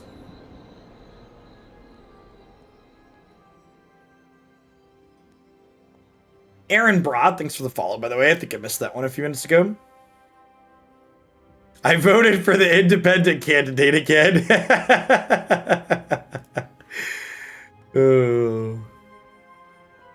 Fox is like, Heartless Act is definitely the best 2-mana piece of removal right now. Like my Jund deck I'm playing this weekend has 4 Heartless Act in it, and Fox is really good against that card.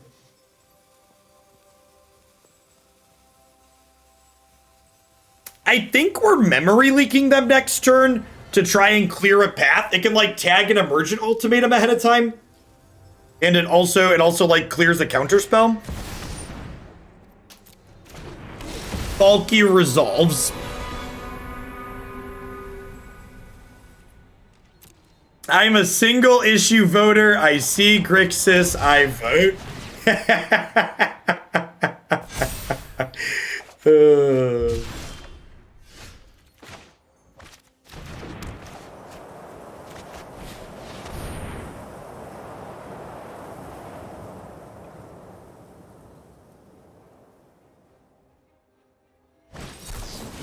Oh, yeah. You know, just what I like, opponent. You think they're scared, chat? They had to spend their negate on my memory leak. Ooh, I wonder if they have a Heartless Act here. They're gonna pull counters off this. We gonna get Heartless Acted? Smells like a Heartless Act. Nope. Well, I guess we could still theoretically get Heartless Acted. Nope.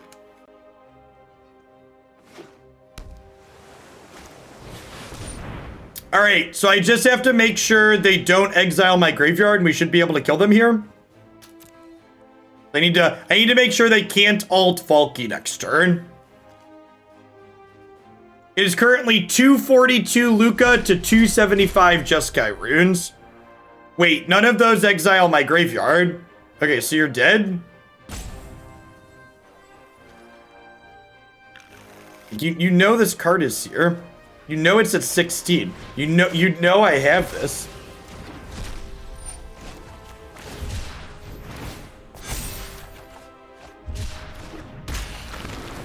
Nuclear launch detected.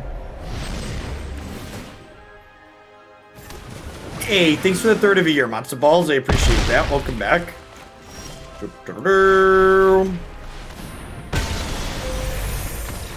Bonk. Bing bonk. Bing bonk. Bing bonk. Alright, 3 Duress, 3 Vortex, 6 cycling spells the top end out. Click submit. It is a satisfying bonk.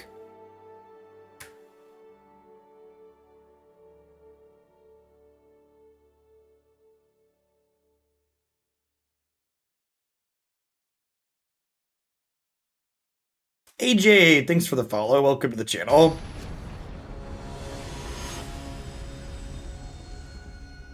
Ooh, that's true. That might have been their only Valky play. So a lot of these decks are playing 2, but some are only playing 1.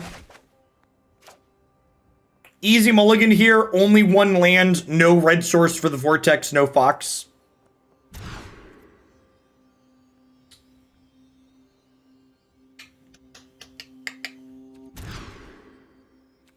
Perfect.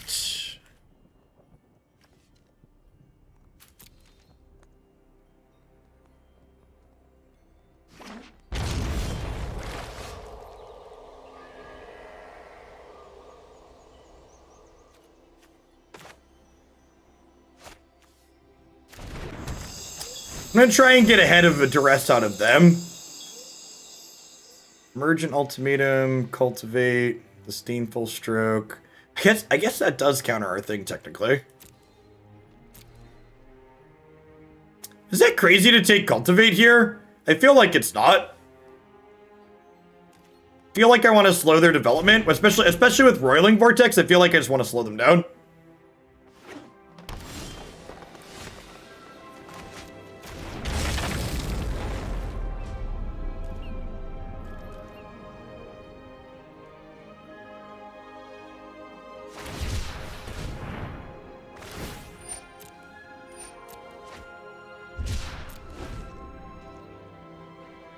Animal crackers in my soup. Thanks for upping for the 2nd month. I appreciate that. Welcome back. Good morning.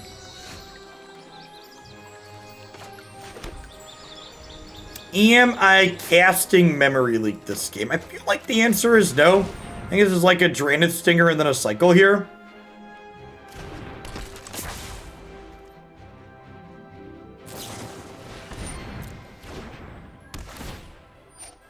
Ooh, Teamer Luca has pulled out a narrow lead, 368 to 351.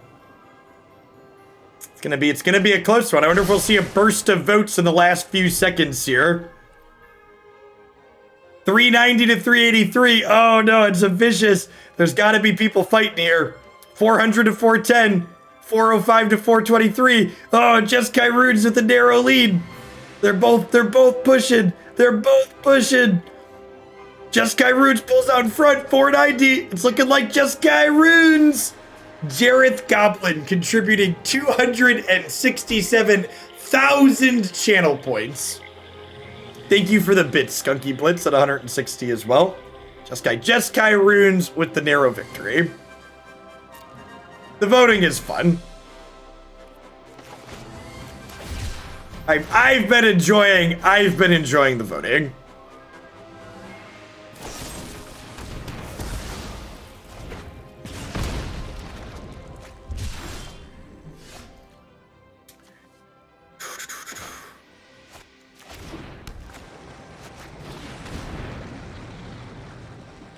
Can we remove the fake votes, please? Rough. Ooh, they have negate stuff.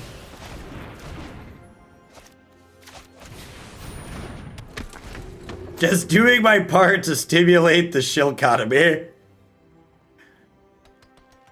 I think I might eventually reduce the amount of shillings to add votes, but I feel like I need to bleed some out really quick to start.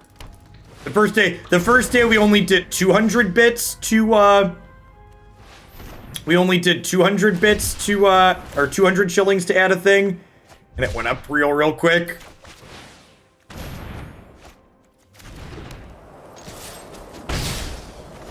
I'm down to 96 shillings, yep.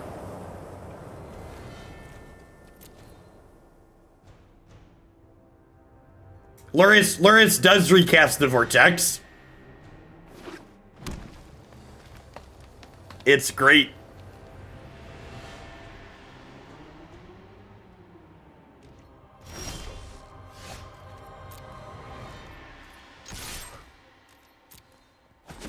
What is this card? Because they chose not to play Yorion this turn, so they must have another counterspell. The good news is if they have a counterspell, they don't guaranteed have a way to cast this next turn.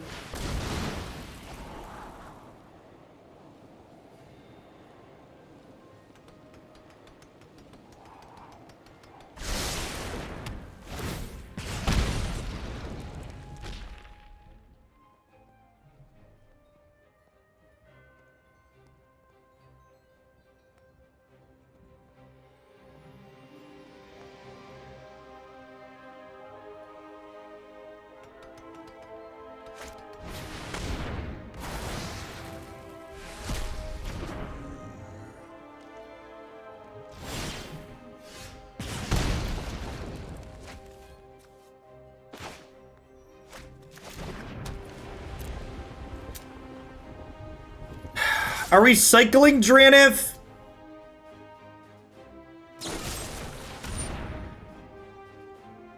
I feel like the answer is yes, right? I feel like I cycle this, and then we bonk them with this so they can't emergent ultimatum, right? Just like get this in while their shields are down? Huh?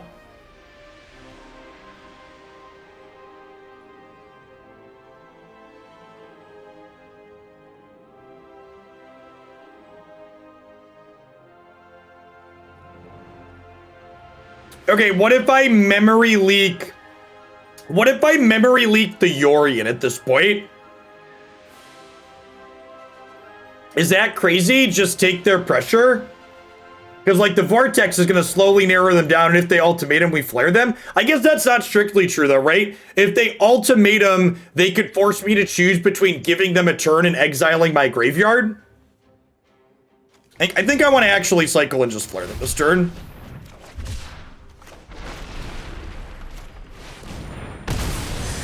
I think I want to just big bonk them. How do I say my last name? Hoagland with the long O sound. And getting them to the point where they can't ultimatum is pretty ideal.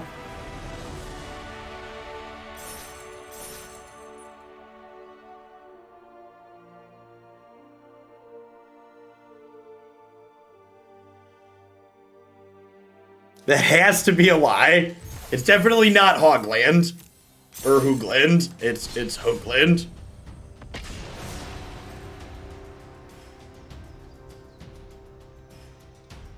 Long O sound. If it was spelled phonetically, it would be spelled H-O-A-G.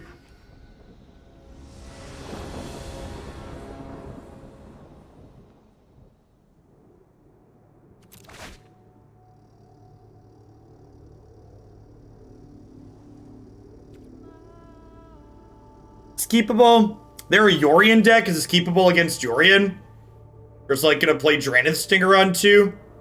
I have a discard spell here technically too. Oh, I guess I can't discard spell and Drannith Stinger with my current mana base situation. Let's just go Chalkward. Yeah, this is a bubble match for Mythic.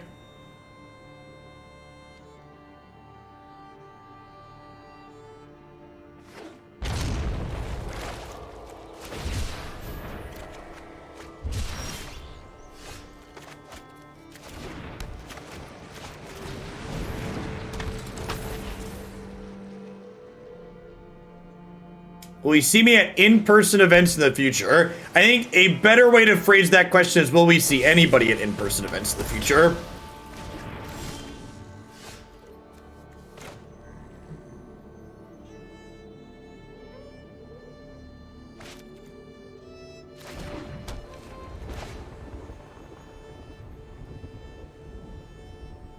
A big, solid maybe. I think I'm just triple cycling this turn.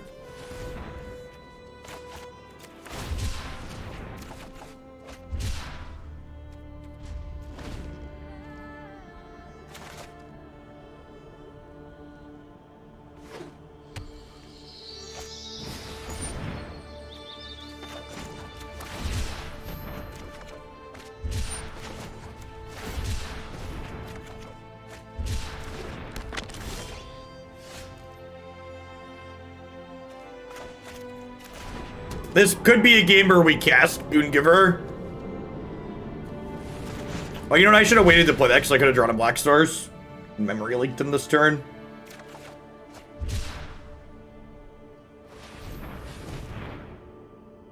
You know, I think I'm just on the full cycle plan this game. I think we're just on the like, kill them with Zenith Flare line. I love this game board. It's so good.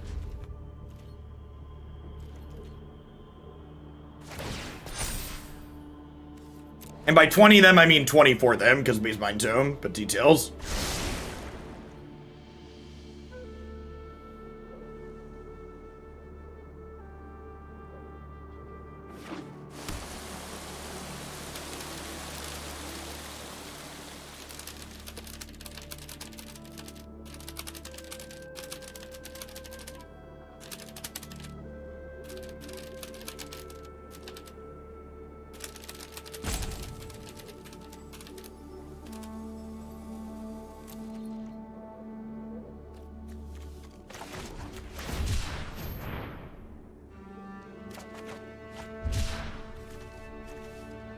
It's technically a damage.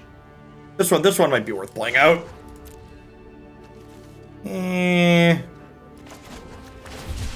Probably worse than keeping both of these.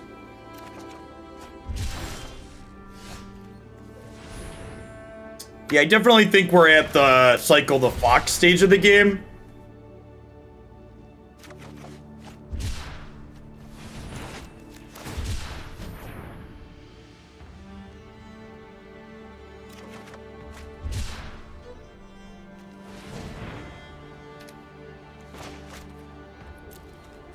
Actually, let's cycle these, because if I hit a Triome, I can play the Triome tapped, and then play this untapped and play Wishgiver next turn. Cadaverous Dancer. Thanks for re-upping that prime. I appreciate it. Welcome back. Thanks for the support.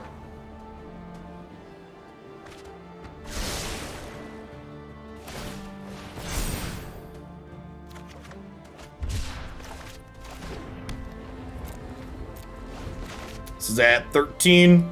Put this over here so y'all can see the number.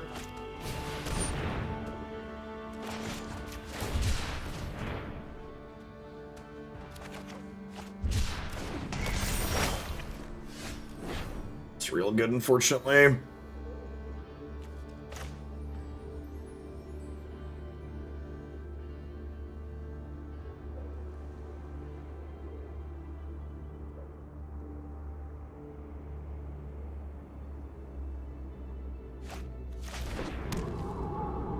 Yeah, we got a couple of decisions, right? Do we want to just dome them here?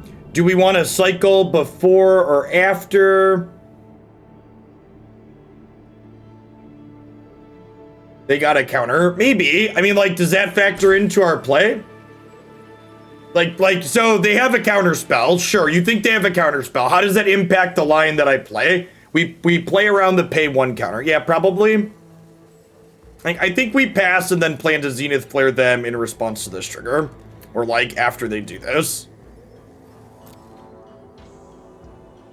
We could leak and flare them next turn. That's not true because they're going to discard our spell here.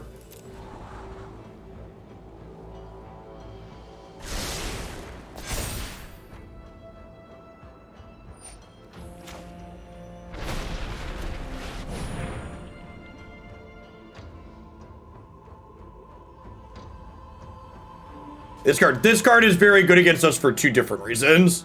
This is our first time this card's been cast against us today.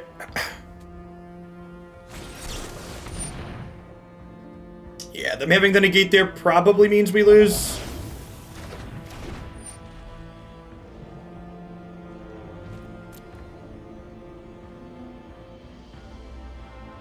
So this is 15. I cycle 16, 17. We could theoretically kill them with the second Zenith Flare next turn, right? I think there's a permutation. Oh no, because they're gonna gain 4.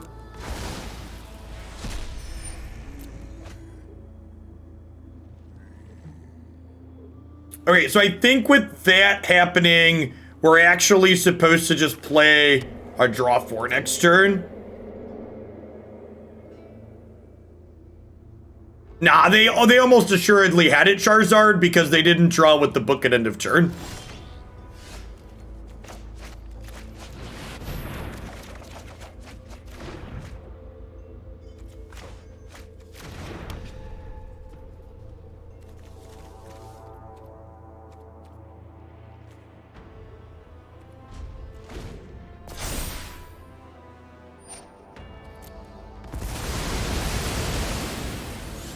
Alright, only 30 cards left in my deck, but 3 flares still. If they have ultimatum here, we are dead, but is what it is.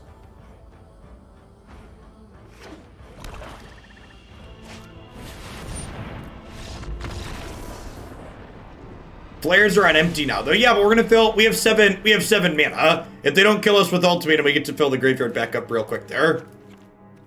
We're gonna like deploy. Yeah, Elspeth's Nightmare is very good against her deck. One of the reasons to bring Duress in post board. I'll go just look Not long. because it's before. I'll give it some. I mean, you should call them. Yes. You make them put a mask on, they'll be fine. They'll come down here, they'll go into this room, they'll leave. And keep the kids out of the basement. It'll be okay.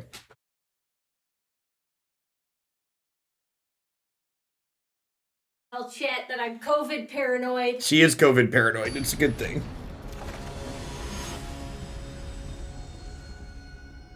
Nightmare does not read as a format staple. I'd readjust how you assess format staples.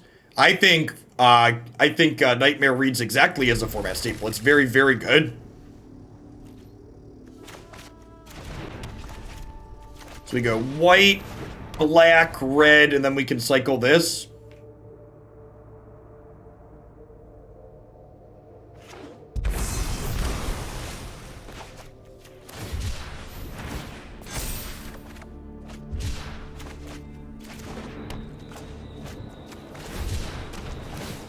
It's not paranoia if they're really out to get you. Big mood. Cycling's been really good 8-bit. We are one match away from Mythic. If we win this one, we're in.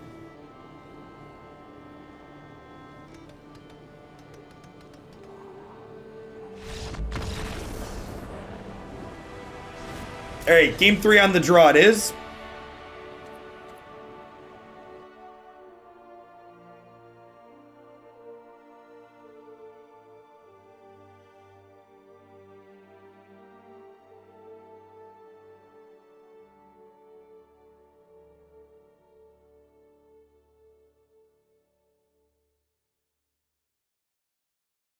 Oh no, chat. There's been so much going on with Christy coming in and talking about the furnace. What won the voting? Do I need to go back and check the tape and mention what? Somebody go back and check what won the vote? It was Runes, right. Runes is on the bottom. It was definitely just Guy Runes. Here, I remember now. Thank you.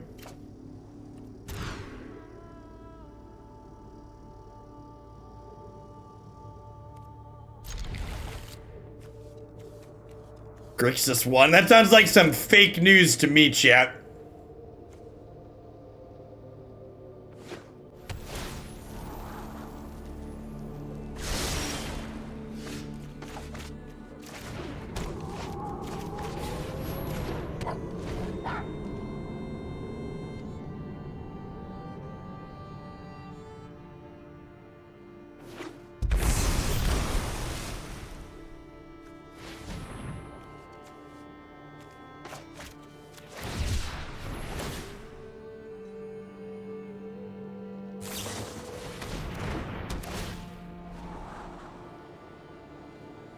Black source. Black source. Just like we drew it up, chat. I think we again take away their ability to develop here.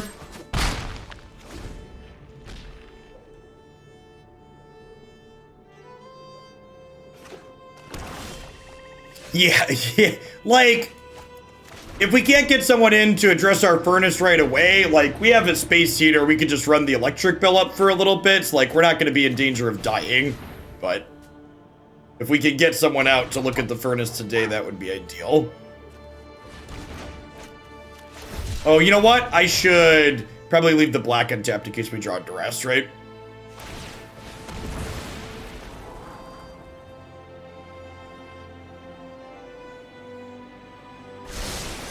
Double bottom. You love to see it.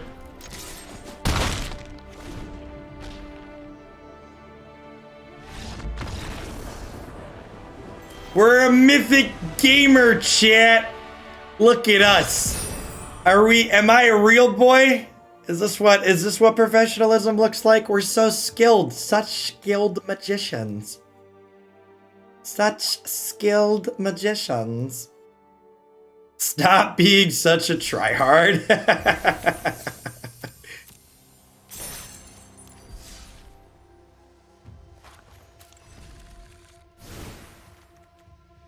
I actually think this deck was really fantastic. If you like the idea of what this deck is doing, I feel like if you're interested in optimizing from a competitive standpoint, there's a real chance that this archetype is competitive.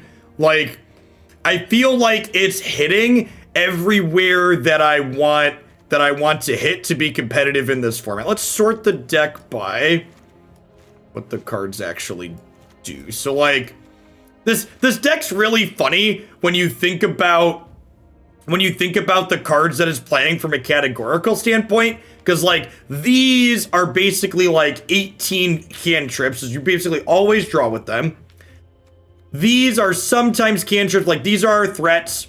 Memory Leak is even kind of a split card, right? Like, we were casting this consistently, and then this obviously kills people. And then, yeah, the sideboard plan felt reasonable too, right? Like, we have Roiling Vortex and Duress as out for 6 cyclers against this ultimatum deck. I actually don't know that 4 easy prey and 4 shredded sails are worthwhile.